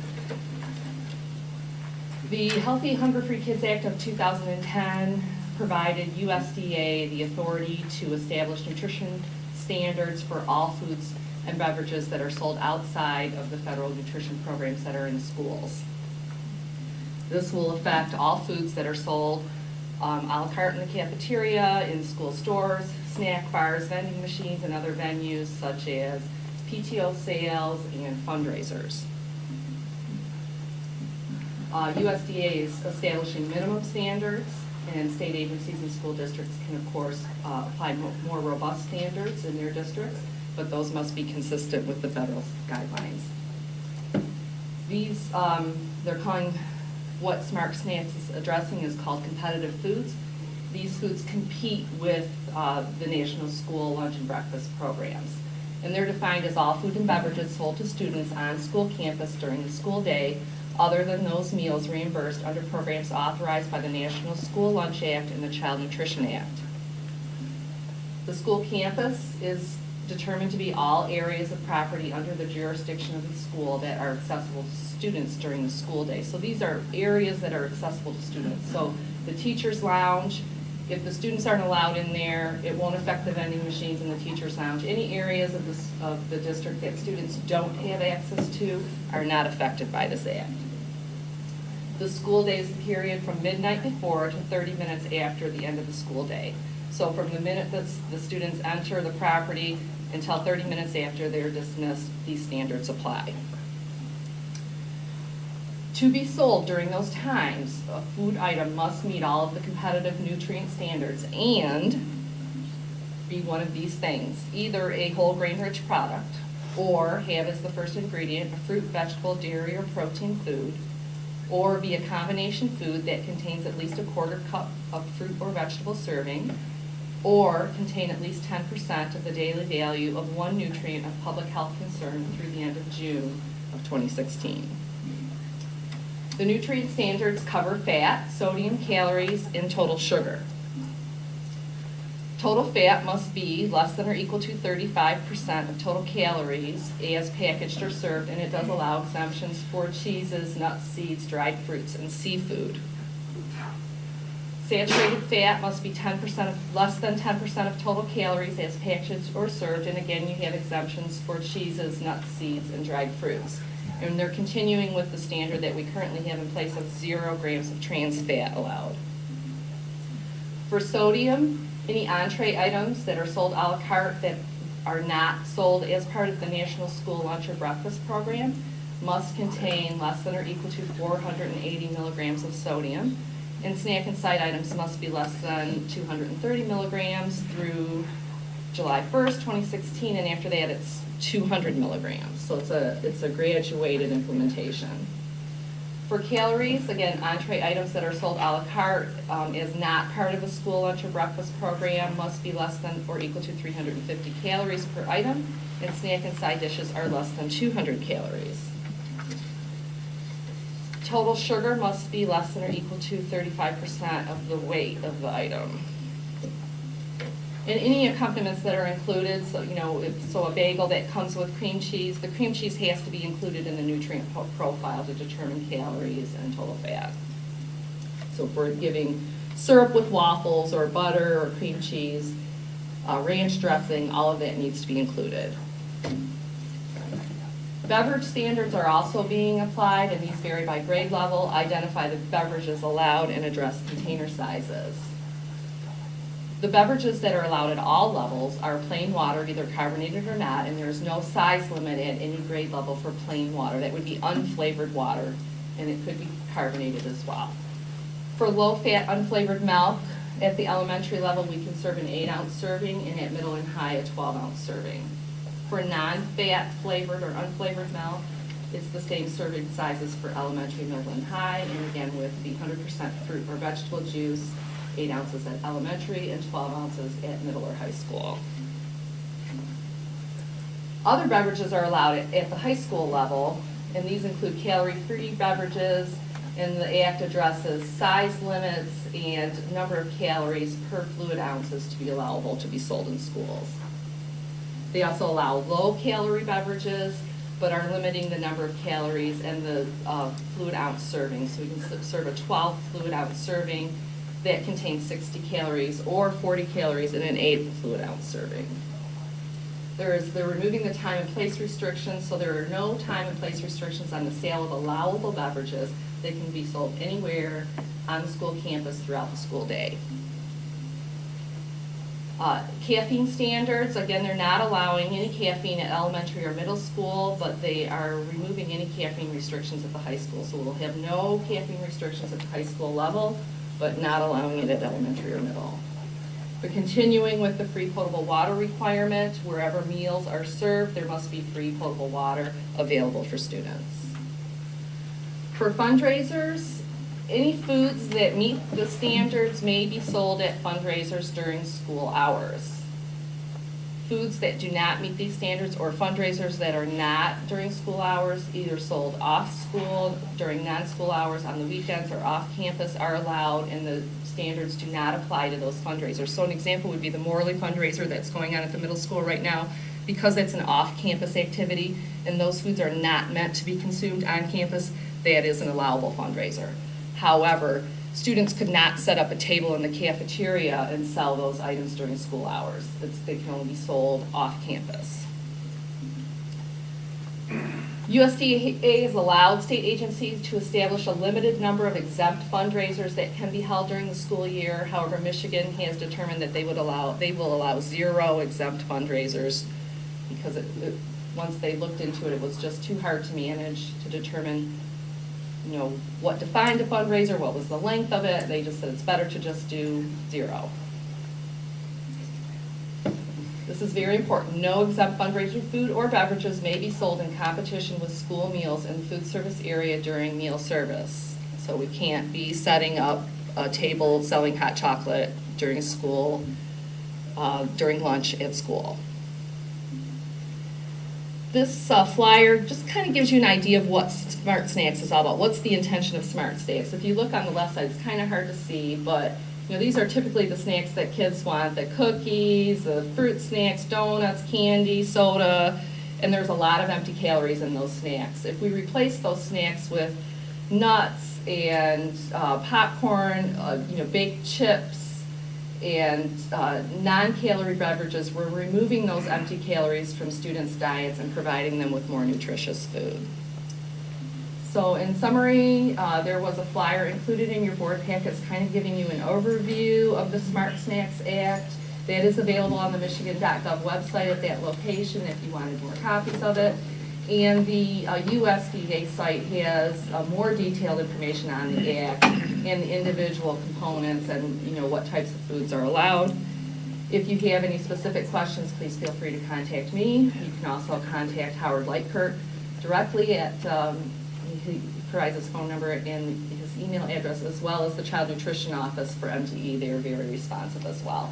They are looking for comments from districts about the challenges of implementing this act, how it will impact districts financially, fundraising activities. So if anyone is willing to provide feedback, please contact Howard or the Child Nutrition Office. I do have a question. So what this is saying is we're no longer able to have like candy grams or candy cane sales or bagel sales Correct. because this is coming down federally? This is from USDA, yes. Okay. So it does affect all of those student council activities, the hot chocolate sales, the candy grams, all of it. They can no longer. So they're taking away, this is taken away? Taking the candy out of the schools, yeah. So they would need to do something, to do a rose instead of a candy, or, just come up with non-food items for fundraisers. Is what they're looking for. We don't want to be raising funds on the nutrition of our students, because, selling the candy, it's really not benefiting them nutritionally, and they're using their funds that they might use to buy lunch to buy those items. So it's really trying to get students to think more about snacks in a nutritional way. Instead of reaching for the candy bar, reach for an apple, and changing those habits. The candy bar is so much better.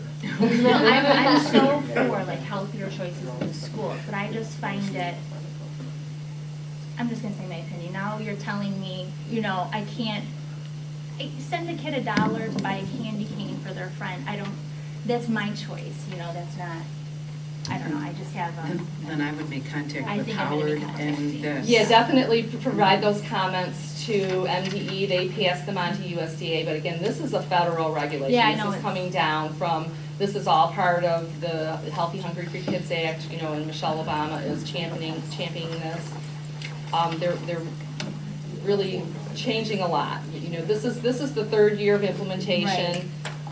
We've really been struggling in food service with, lost revenue and declining participation because of these regulations. And next year, it will really impact us as far as our a la carte sales.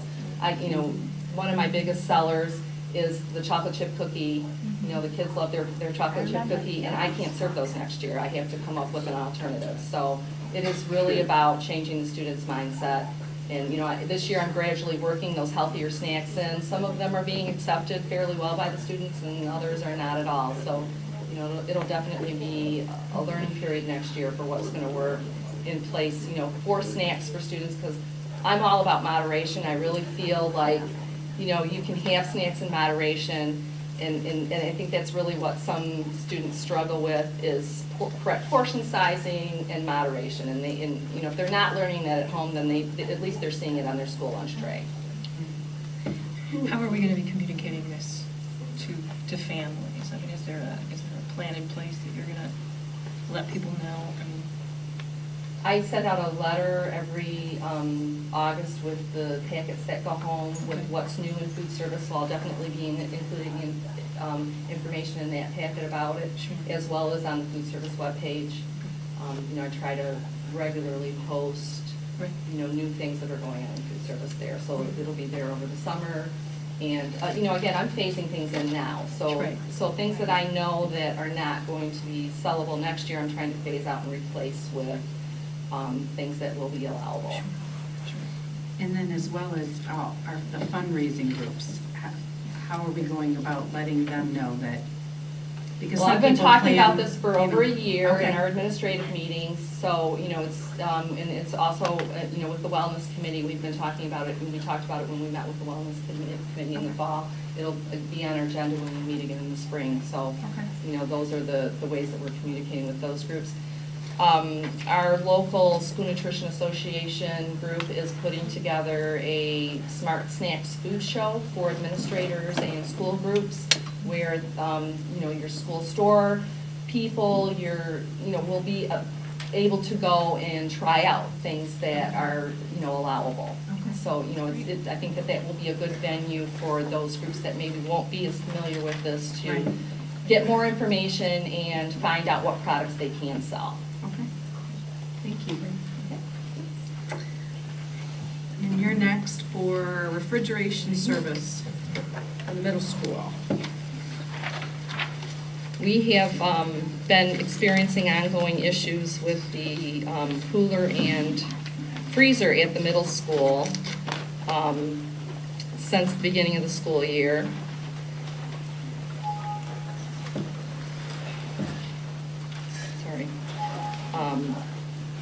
We experienced an outage over the Christmas holiday. The compressor went bad and is no longer functioning. The cost to replace it was over $2,500, and their opinion was all of the lines that feed the compressor, because of the age of the equipment, that the new compressor would cause these lines to start to fail. So we would just be spending, a significant amount of money to find those leaks and chase that down. So it was recommended that those units be replaced. They are original equipment. It's really time. The size, throughout this investigation, we found the size of the units is not adequate for the size of the coolers. So they were already working overtime to, cool a larger space than they were intended to cool. We received 3 estimates, one from a company that we're currently using for service, one company that was recommended by our bond folks, and another company that is used by Port Huron schools. In reviewing the estimates, we felt that Refrigeration Service Plus was the best value, had the best warranty, and the best price for the equipment that was being provided, and that the equipment that they were quoting would meet our needs. There's a sample resolution. I move for the approval of the proposal from Refrigeration Service Plus dated 1/28/14 for the replacement of the Richmond Middle School freezer and cooler evaporator coils, controls, and condensing units for a total cost of $18,005 as quoted. Second. It's been moved and supported. Any discussion or questions for Sue? How do you go about getting the quotes? I mean, are you contacting them yourself, or? Okay. Yeah, I called the companies myself and asked them to come out. They, came and inspected and measured and provided us with their quotes. Is there anybody that locally that would be qualified to do the work? We did get, One company was, weren't they? yeah, well, Refrigeration There's Service one. Plus is Rochester Hills. Jackson Services from Commerce Township, they're the company that we currently use for service, and dependable was Kimball. The dependable quote, the equipment that they were quoting was rated to 0 for the freezer, where the Refrigeration Service Plus is rated to -10, which is a better temperature to hold product at. So we felt that that equipment more met our needs. Do we know if there's anybody locally that's able to? We really don't have any companies locally that specialize in commercial equipment. Tony's does more residential, smaller, we use them for our smaller pass-through units, but the large commercial equipment, we like to use a company that specializes in that equipment. Okay, thank you. Anybody else? Okay. Is there a warranty kind of a situation with all this? Yes, it equipment? provides a Say that? 1-year service, and the 4-year parts. 4-year on the condenser and 1 year on any service.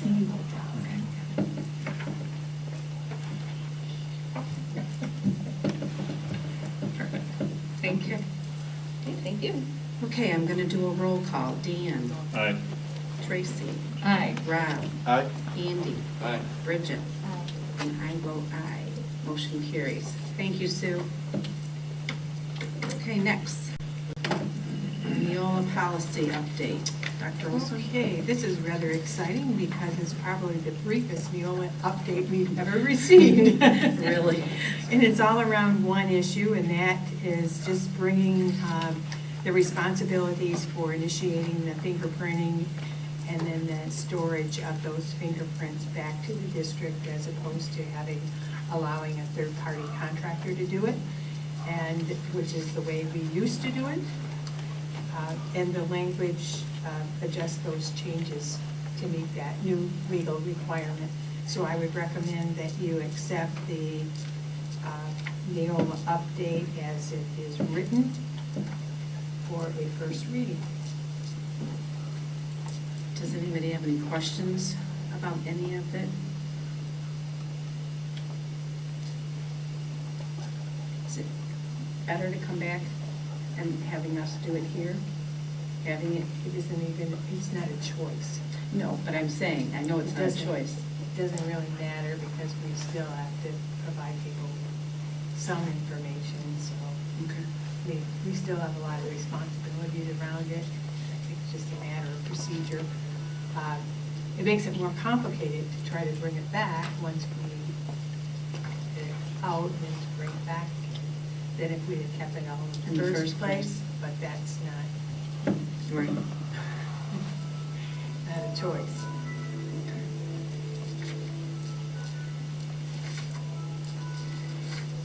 No questions? No? Okay. So we have to make a motion to approve this as our first reading? Is that what you're asking for? No, Do you I do don't that? think we need, I don't unless think- somebody has any objections, we'll just accept it as a first reading. Oh, that's all we do, Yeah. because I forget. No, the motion we would need was when we actually accept I it. guess just to make it clear that these are employees' criminal checks and fingerprints, that's what Correct. we're actually, we don't do that with our students. Correct. Employees. Very, very good point, yes. Anyone that has regular and continuous contact with our students. I guess I also did I read in there, so what about anyone that's privatized? Is any of that changed? Or that's just handled with the company that they're We- privatized with? We handle it with the company. So the company takes We care have of to check with a contracted service to make sure that they have their fingerprints for those individuals. And we get that communication back to us. Got it, okay. Okay, next. Title I iPads. Anthony? I'm here to present a couple of our Title I budget items that are at the state for approval right now. Since they're over $10,000, they need your approval for us to purchase these items. We are seeking 26 additional iPads for our Title I program. They're currently used to run several programs, Dreambox, Success Maker, and for the next proposal I'm going to share, eSpark, we'd like to add to that. That would bring our total up to 50 iPads within the Title I program, which will help us more efficiently run our Title I services as we're doing intervention times. The total cost from a quote for the iPad Airs is $12,574. I move to purchase 26 iPads in the amount of $12,574 from Title I funds for use in the Title I program as presented. Support. It's been moved and supported. Any discussion? Yes, I just have a question.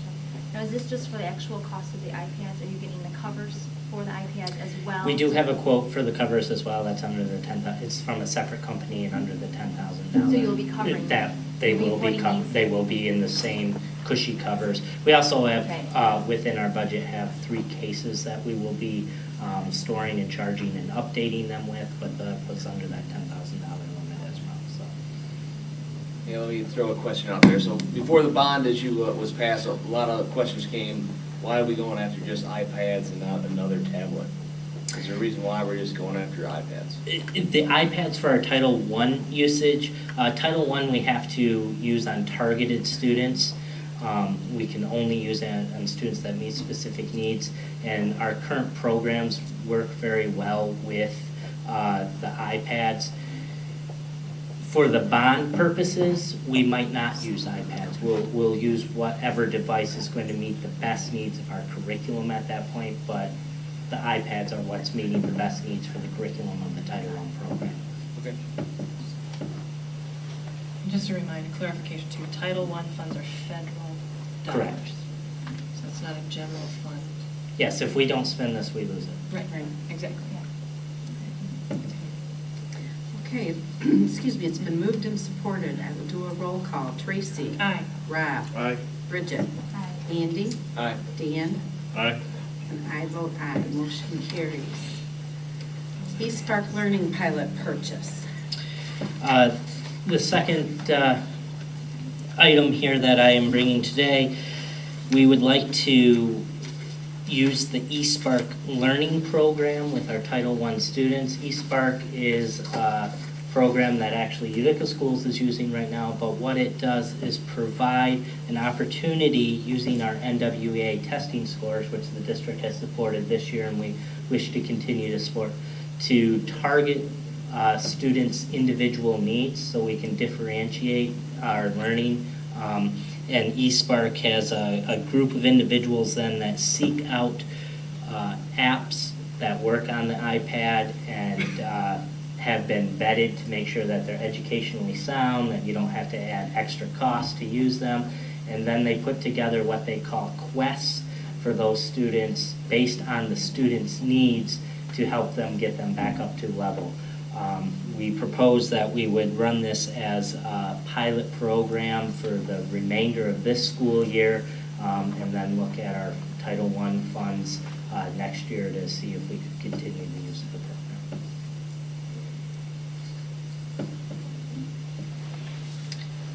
Budget implications would be $15,150 from the Title I funds. That would serve 100 Title students. For the next 3 months, right? For the next 3 And months. that's it, just the next 3 months. Yes, but what it does do is it also provides us an app library. Those apps we purchase, a part of this is the apps that come with it. So we don't lose access to the apps after those 3 months. So we still have those vetted educational apps if we choose not to use it that we could still use with the iPads at that point. There's our sample resolution. Move to purchase the eSpark learning software in the amount of $15,150 from the Title I funds as presented. Second. It's been moved and supported. Any discussion or any other questions for Anthony? I guess for me, I don't mind these resolutions, but I don't know what the opportunity cost is just to spend the 15,000 here as opposed to, we could have spent it somewhere else. So I don't know what the options are of where we could spend the money. So I understand you're coming up here and give us a proposal, but I don't know what our other options would be if we didn't spend the money here. Title I funds have to be used on specific students that are identified as at-risk or at need as they're going through the Title I process. We do have a very specific process that we can move students in and out, but the Title I program is essentially designed to help students that might be a little bit behind get back up or caught back up and then move out of the Title I program. So we work with our interventions program and look at how we can best serve our Title I students to get them back up to that level by working with our Title I technicians, our teachers, and Mr. Benoit. We discussed some of the possibilities that we're looking at, what's going to have the best bang for our buck educationally and curricularly as we're moving forward, and seeing what Utica Schools has been able to do with eSpark Learning. We thought this was something that we really need to at least pilot to see if we can get the same results.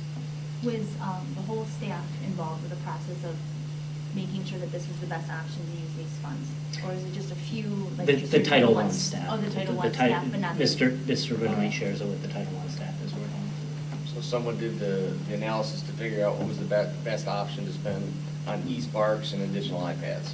There's a mix in there. And there's the Title I budget has a whole bunch of different items that and they all tie together. For example, one of the reasons we're looking for the iPads is to help support this. So they all support each other and tie into the system that we have for the interventions at the elementary level. All right, thanks, Evan. Thank you. Okay, I'm going to do a roll call. Rob? Aye. Tracy? Aye. Anthony? Aye. Andy? Whoops. Bridget? That's what I get for whipping through here. Dan? Aye. And I vote aye. Motion carries. Thank you, Anthony. Preschool program information. Dr. Olson, did you want to start? Anthony is going to give you an overview of the direction that we're intending to go for preschool, because we opportunity to start getting the word out. And then we get approval for the Grade Start program. At that point, we would bring you the resolution for you to take action on. That's the general process, and that generally doesn't happen until into the fall. And as we move forward with this, to hire the teacher, that happens before we get the approval on the funds, just the way the state operates on that, their timeline. So at that, we would be bringing you some hires, teacher and aide for the program, probably sometime next summer. But I can go ahead and give you an overview of the direction that we're heading with the preschool. So, Mr. Benoit has done short surveys, and we're talking with parents. We're trying to meet the needs of parents within the district and students within the district while making ourselves the most marketable school in the area in regards to preschool. One of the things that we'd like to offer next year is the Great Start Readiness Program. Due to a change in the state funding and how it is allotted, we will be eligible, hopefully, provided that funds do come as expected, to offer the Great Start Readiness Program. We've requested 16 seats for a full-day program, and those students would meet 4 days a week. This program is designed to be a tuition-free opportunity for students that meet special income levels that the state has designed. We are looking at using the creative curriculum within that program, so we'll also carry the creative curriculum over to our other preschool offerings that we're looking at. Outside of the Great Start Readiness Program, we would like to expand our preschool offerings to meet the needs of students that we have as well. We currently offer a 2-day-a-week 3-year-old program. We'd like to change that to a 3-day-a-week 3-year-old program in order to more adequately prepare the 3-year-olds as we're starting. And we currently offer a 3-day-a-week 4-year-old program. We would like to make that an option for parents, that they could choose either 3 days a week or 5 days a week. Those would both be 3-hour programs in the morning. In conjunction with that, to help with child care, we would like to expand our child care offerings. Those offerings during the day would be structured child care, so that it would be more of a full-day preschool should students, parents choose to use that during the 3 or 4-year-old program. The students would be able to start before school from 6 a.m., go to preschool, and have structured child care in the afternoon, and then have child care to the evening till 6 p.m. if they needed, for different fees that we're looking that would be competitive within the area. And that would also open up child care, then keep it as we have it for after school, before school for our elementary students. Lastly, due to the construction in the elementary, we want to use this opportunity to make an early childhood wing. So we will be moving some of the classrooms, or teachers in the classrooms, to make sure that all of the early childhood offerings are next to each other. Thank you.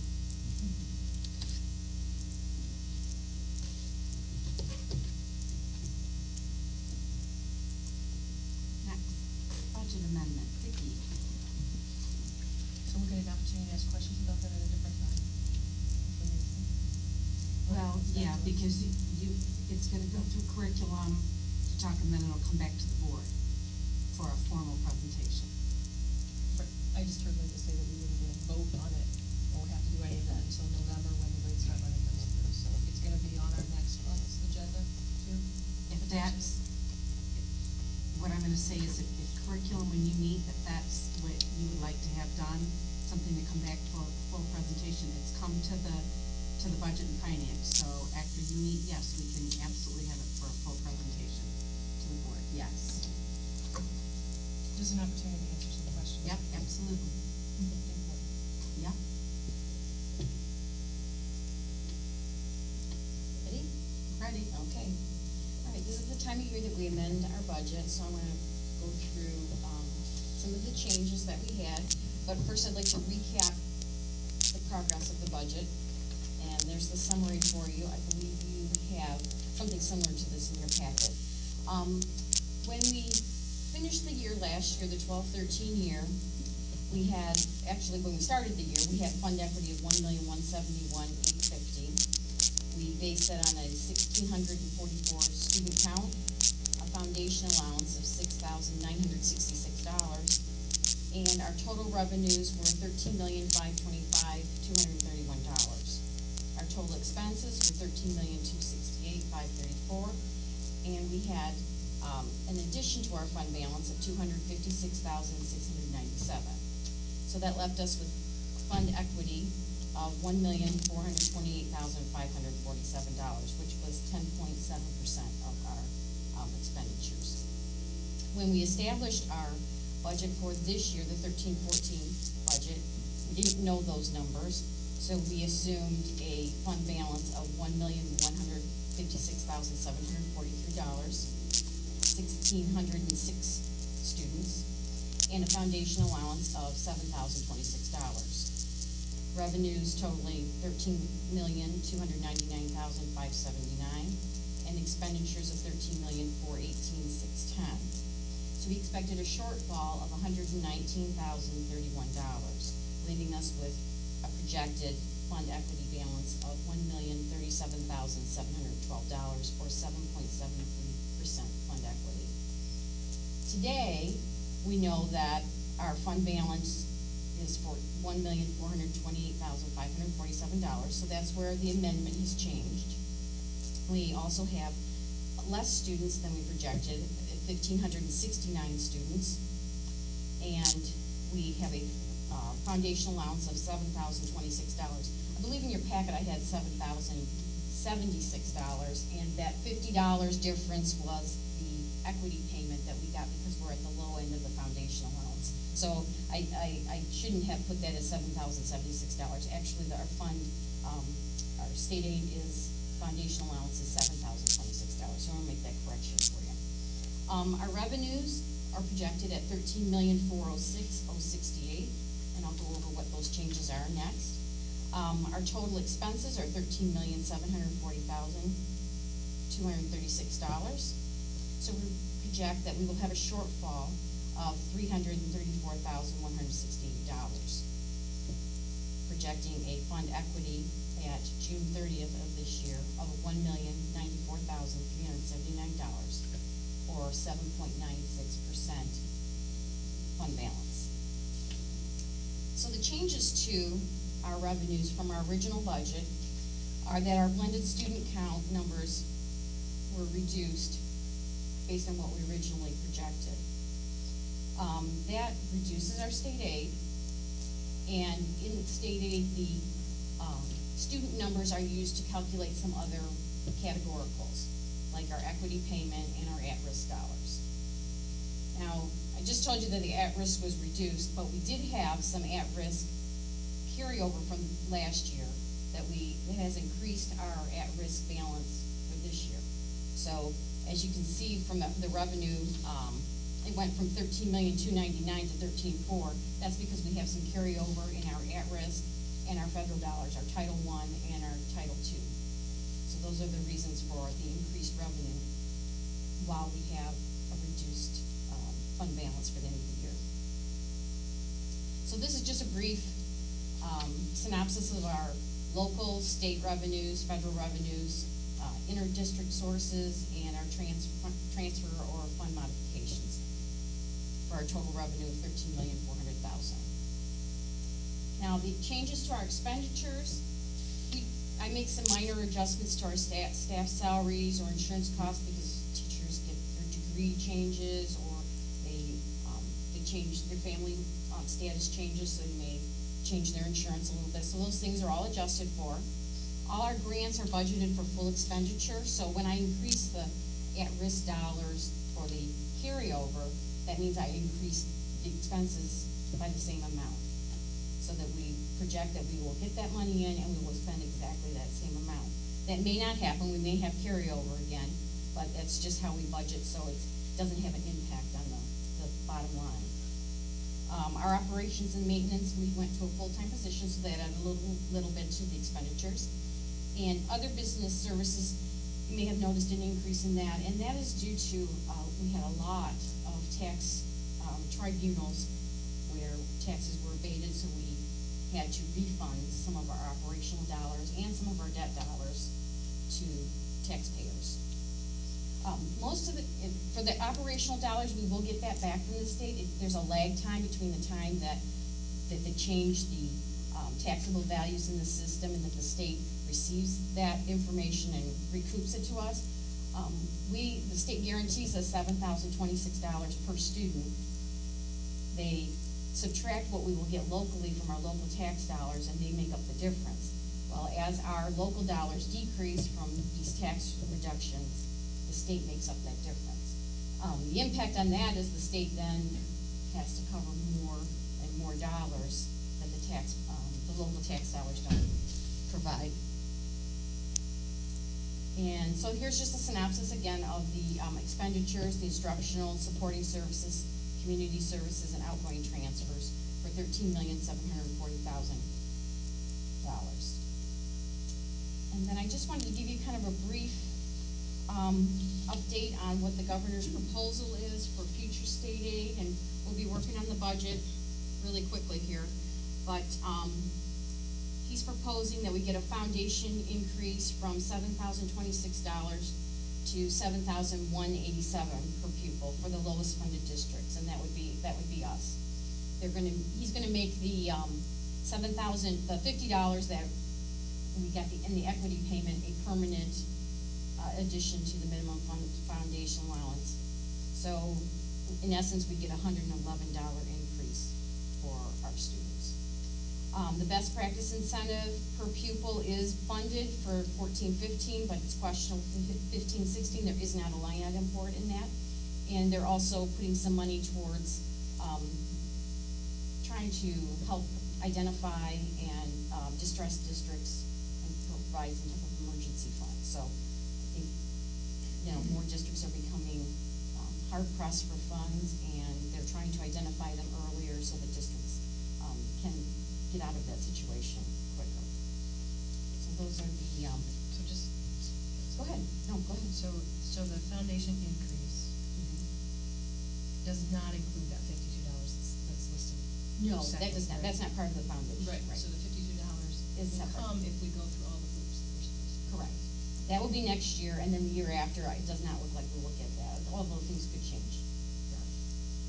So it's a good thing it's an election year that we're getting a token increase in our foundation. Yeah, that's kind of coincidental, isn't it? That's good to know. Yeah. So that's really all I had. So if you have any questions, I'll try to answer them for you. Projected increase in retirement costs? It's very minimal. The state has put in their budget, or the governor's put in the budget. They're trying to maintain that the retirement that the districts have to pay. The state is covering the increases for us. Okay. It's very minimal. All right. Thank you. Here's a sample resolution.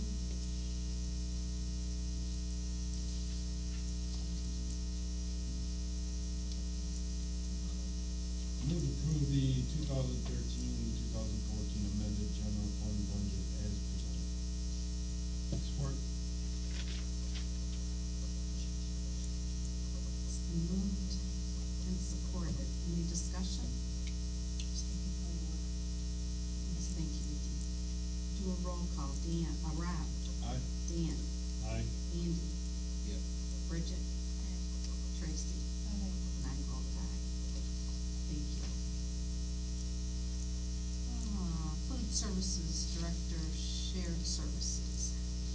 Okay, Armada area schools approached us regarding sharing our food service director with them. And they had previously worked with another district, shared services with another district, but they outsourced that to a third-party management team. They were looking for a different opportunity, and they approached us with that. The reason we considered this sharing of services is that we can, number one, share some of our costs with another district, charge a administrative fee, and get a little bit of revenue for it. But we also felt that this would provide some stability for our food service, because we felt that after talking with Sue and proposing this to her, that she felt that she may be able to commit to a longer period of time staying with the district, because this is a smaller district, and it would be more of a challenge, it would be an opportunity that she would like to take and a challenge she would like to take on. So we considered this, and since it would save us a little bit of money and hopefully provide us with some stability, we would like to move forward with this shared services. And she feels she can do it with the staff that she has. Armada's committed to providing her with some staff so that and it would be a 50-50. She would spend half her time there, half her time here. We just felt like it was a good opportunity for her and for us. Thank you. There's a sample resolution. I move to approve the food service director agreement between Richmond Community Schools and Armada area schools for the 2014-15 school year. It's been moved and supported. Any discussion? Okay, so before we just sign up to share services, so we feel when she's not here, someone else can take care of the responsibilities the day she's not here and she's over in Armada? Well, I mean, maybe Sue could speak to this, but I know some of she's her here, but- some of her responsibilities are things she can do, whether she's here or there. In other words, ordering the food, doing the menus, those types of that type of work. So a lot of it is a lot of the preparation of the food that is done by the staff that's already here. Right. So the planning, the ordering, and the menu planning, that's all done by Sue, and it can be done really at any location or at any time. She can do that. Does that answer your question? Or? Yeah, I'm just curious, so if you're not here, and since you're still here, so you have somebody inside that works for you, that you're building a bench right now, somebody can take your place? Kinda, sort of. My plan is to be available remotely, so if there are staff here and I get to be in Armada at the time, then they can reach me.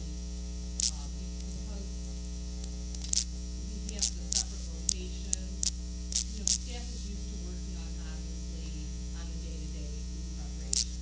So, if they're calling me at my office here at the middle school, or they're calling me at my office in Armada, it's still a phone call, it doesn't matter where I am. So I can still answer those questions and manage the day-to-day questions and things that come up. I think the biggest challenge is going to be, making sure that I'm responsive to parents calling questions. Parents are calling my office phone directly, and, that will be my responsibility to ensure that I'm, listening to voicemail regularly when I'm off-site and being responsive to parents. And Linda, from your perspective, do you think that'd be an issue? You get calls from the other superintendent about just another thing to throw in your bucket? Oh, you ever see it ever being an issue? Well, I will call Sue if I get a call. Well, yeah, we just have to work with the other school district, that's all I'm trying to get at. Yeah. Just wanna make sure that we're all signed up for that. I think, Sue has been a very competent food service director. We're very fortunate to have her, and I know she'll have other opportunities, and I think this is one way that we can have that stability. And Armada must feel the same way, or they wouldn't reach out, so Right. it's good for us. And it's a Good for her. 1 year. It is, It's a it's a contract. 1 year deal, and we're only committing to this as long as Sue is doing this. We didn't feel like we would commit, because Sue will be our employee still, and we didn't feel like we could commit to this if Sue left, or, because we don't know who else could handle this type of arrangement. So it's a 1 year, we'll reassess in a year and see if everybody's still satisfied or if things, things have changed, and we'll go from there. And we're doing it because of Sue, because we know that Sue can handle it. That was the main reason for even going and Right. talking and all No. of that, because we knew we had the person on our end that could do this. Well, and quite frankly, Armada knew we had the right person at our That's why end. they called, right. Right. Win-win. Yep. And I think too that, are we hearing like some of those hoops that I just talked about from a money perspective from the state? Shared services are something the state is Yes, really they're wanting very us to do and look positively on from that perspective too. So the more that we can do that in community institutions, that benefits in other ways too. Exactly. Thank you. Okay, it has been moved and supported. All those in favor, aye? Aye. Opposed? Motion carries. Good luck, Sue. Always a Blue Devil first though. Okay, Flag Star. What I'd like to do is have you add Flagstar to our list of banks when we had the organizational meeting. That was not included in our list. Our bond funds, we had a recommendation from Standard Barge to invest in what they call CDARS. It's a certificate of deposit product, but it is fully insured, 100% insured, because the deposits are made, it's a certificate that's held at Flagstar Bank, but it's deposited at many banks throughout the United States that participate in this program. They commit to the rate that Flagstar committed to, but it keeps it under the FDIC insurance amount, so each bank has under $250,000 deposited at their bank. So we get the benefit of the FDIC insurance, so we have secure funds. And this is, rather than different treasuries or some other different types of investments, because it's such a short period of time where our construction funds are going to be used up within a year to 18 months, that this was the best product for us at the best rate, and it is a very secure product for us to use. So we'd like to add Flagstar Bank to our list of banks. And we got rates from Flagstar, Independent Bank, and the private bank all use the CDAR product, and Flagstar Bank was the best rate.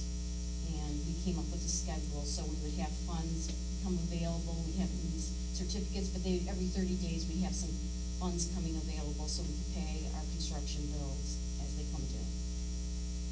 Thank you. There's a sample resolution. I move that Flagstar Bank as well as the financial institutions for Richmond Community Schools. Support. It's been moved and supported. Any discussion? Hearing none. All those in favor, aye? Aye. Opposed? Motion carries. Thank you, Nikki. Okay. Next, public comments. This is a chance at the end of the meeting. If there's anyone who would like to come up and approach the board, please do so.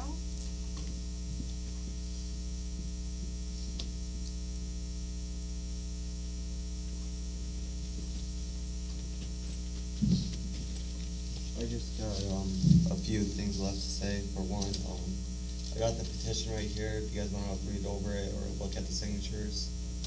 Second, another thing is, besides the drug thing, like, I understand it, but what you really, the biggest problem with the drugs is, I talk to a lot of people, and I know a lot of people in the school, and a lot of them, it's, the reason they do it, peer pressure. There's a lot of depression, self-harm, suicide rates are up higher than they have been since the 80s.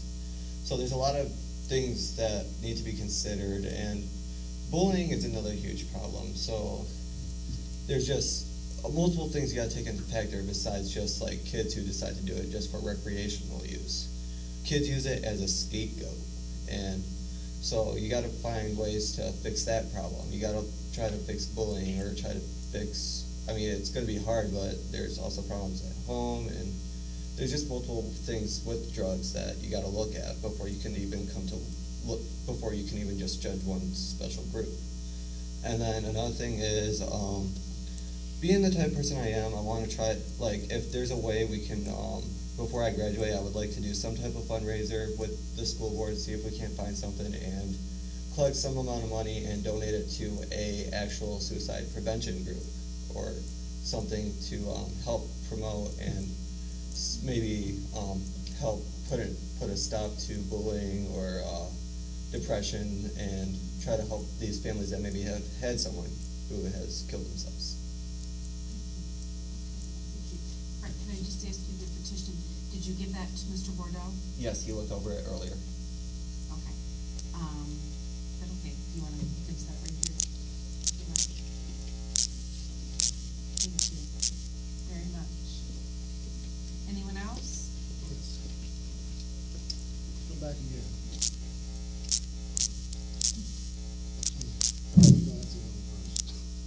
Okay, there are a couple of things that I listened while I was listening to the statements.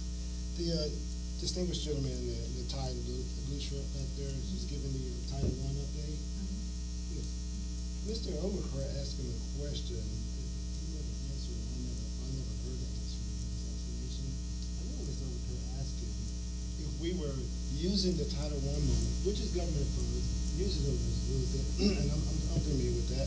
He asked him if this was the best choice for the money, and it almost sounded like I didn't get a complete answer for it. I understand it is a good choice for the money to use it on Title I students, and I support that. Let me ask him if this was the best choice and what are the other options and possibilities, and I never heard that answer. Yeah, we are spending the money, but I didn't hear the answer that this was the best logical choice right now. What were the other options? Or if there was only one single choice. If anyone is familiar with, I assume that a small group of Title I teachers got together and made a choice, but I didn't get the answer. He didn't say this was the best.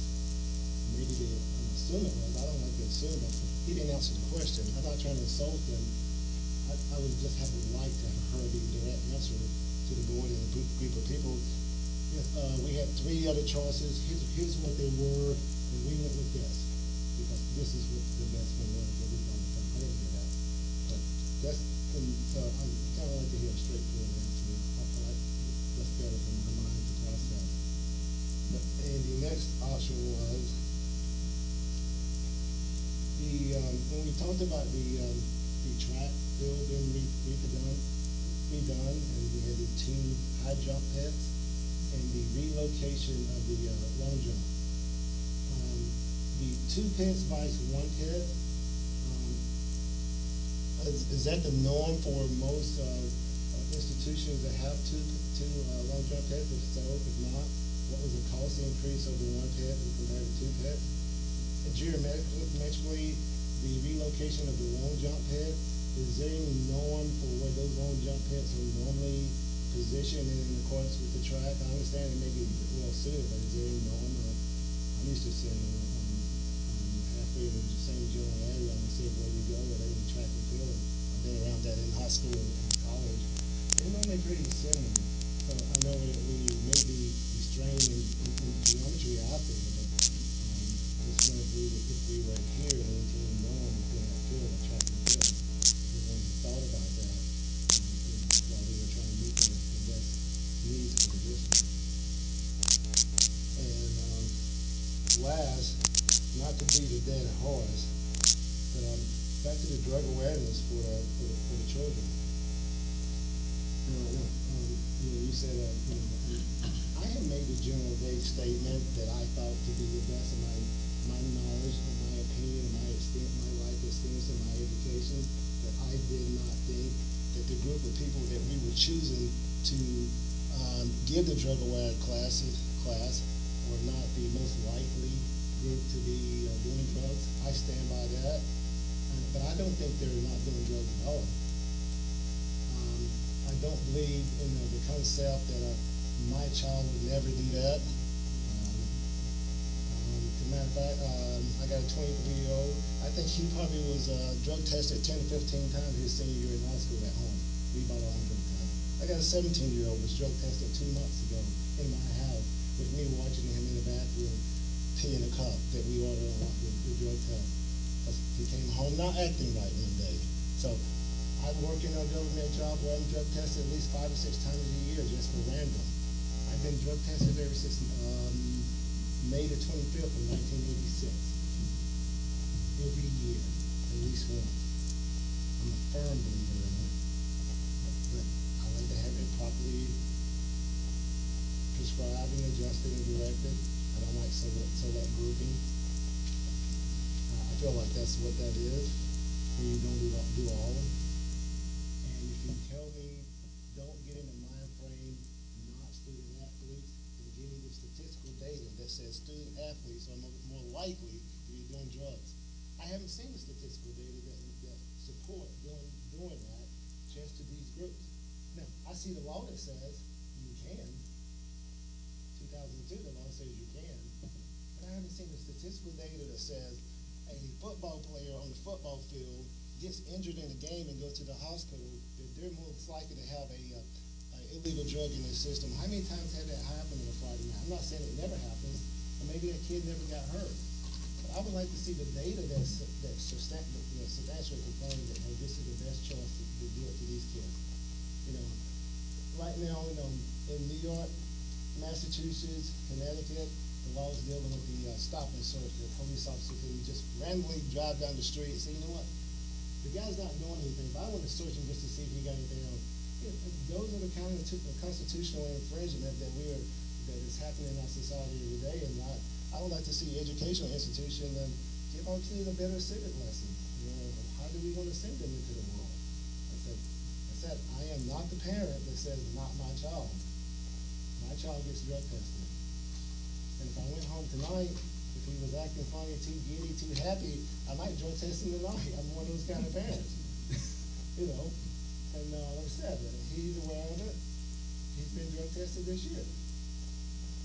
He's drug tested several times this year. So I'm an advocate for it. In the interest of time, Mr. Knuckles, I think that there's a lot of miscommunication and confusion going on here. So a few months back, when we had the AD came in and gave an information brief. Yes. I was a little confused too about it until I started reading a little more about it and reading the information packet. The school district that did that, it wasn't just the school board decided that. It was a school community. Every one of those parents and student athletes signed up for that program. It wasn't the board just saying, hey, you're doing that. Oh, no, That was a voluntary thing. I'm agreeing with that. And I personally wasn't aware that it was a mandatory thing. And there's a lot of miscommunication. A year ago, I had no idea what a school board did. Okay, I knew my kids swam to school. And I think until you get on the school board, most people don't have no clue what the school board does. So, I mean, I'm glad that there's people that have a passion, that are in the community that's gonna come in here, and Margaret's gonna give you the latitude to speak, because I think we're only supposed to speak for 3 minutes at a time. That's right. So Margaret's giving you a lot of latitude tonight, but I think it's good for the community to someone come in here and have a voice. So I'm glad that's happening. The thing that I worry about is we had a lot of kids up in the front, never been to a board meeting, and then we had all this, what they think is confrontation. To you and me, this is just a discussion. But a lot of other people think that, what just happened here? Does this happen every time? So for most of us here, this is a good discussion that needs to happen in the community. All right, we may have gone off the tracks a little bit and said some things we shouldn't have said tonight, but that's a different thing. But I think we're just trying to get the community to realize that there is a problem out there. A lot of people don't want to admit there's a problem, and that's step one. So if the administration in the high school decide to go a route that some people don't agree with, at least we're moving in the right direction. And I don't think no one's rights were really infringed upon. We can disagree, we can agree to disagree, but we're moving in the right direction. That's the bottom line. And I appreciate your passion. Well, I appreciate the facts and sometimes in this discussion. And like I said, I do appreciate you, Mr. Tucker, giving me the latitude to speak. Somewhere deep down inside, there's a standard guideline in my book. I think I had the right to be in this society. It wasn't a gift or a privilege. I know God-given right as a citizen is to me, not to take up an extended amount of time, but to do just what I did. That appreciation that she gave me is very limited in my eyes.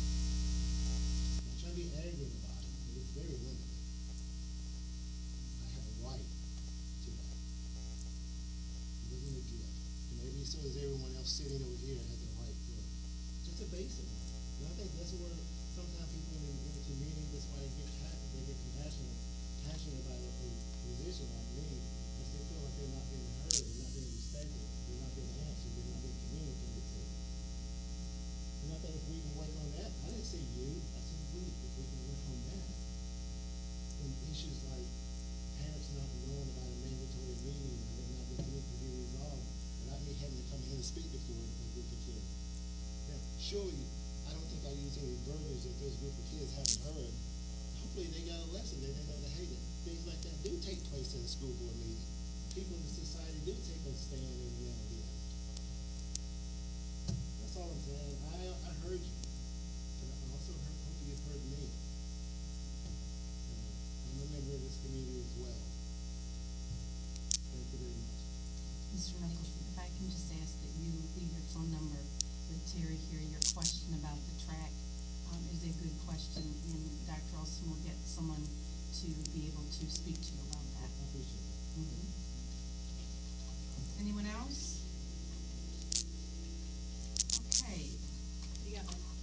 Oh, sorry, didn't see you. That's fine.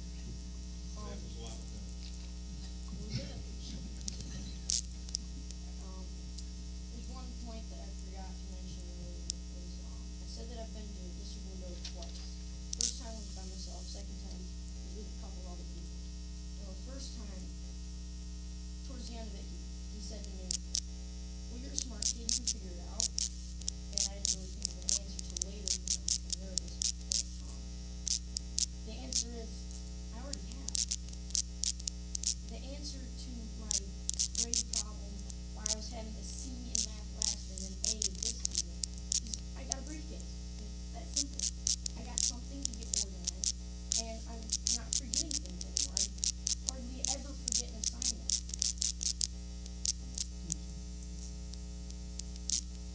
Thanks for being here. Okay, next, items for our next meeting. We have high school spotlight, school calendar, preschool grade start formal presentation, and, because of the program this evening, the drug program, our administrators, most of our administration was not able to be here, and this is administrator, month where we acknowledge, the great job that our administrators do, so we will be doing that next month in March. Our administrators will be our true blue moment. Do we have anything else? Second reading for the policy? Anything else? We include the backpack on there for discussion? You know, like to hear from the administrators, what's going on with that, why? I know I've talked to students that are in other districts that have tried it and it hasn't worked and all that, and really the signatures that, there's enough kids that are passionate about it, I think they should at least discuss it. Well, we have a student government, where our student council is a student representative to go to work with our administrators, so that would be, we have class representatives, we have, and our student council, if that is the direction, if they should be working with, high school administration, by expressing their views. And if we have any personal questions about the policy, we can always contact John ourselves, or would it be better to You contact? can contact me through Linda, And and I then will sit follow up, have a and, yeah, conversation let you know. about it, to get some more clarity about it. And I really think it's an issue for the students to work with administrators. This is their start.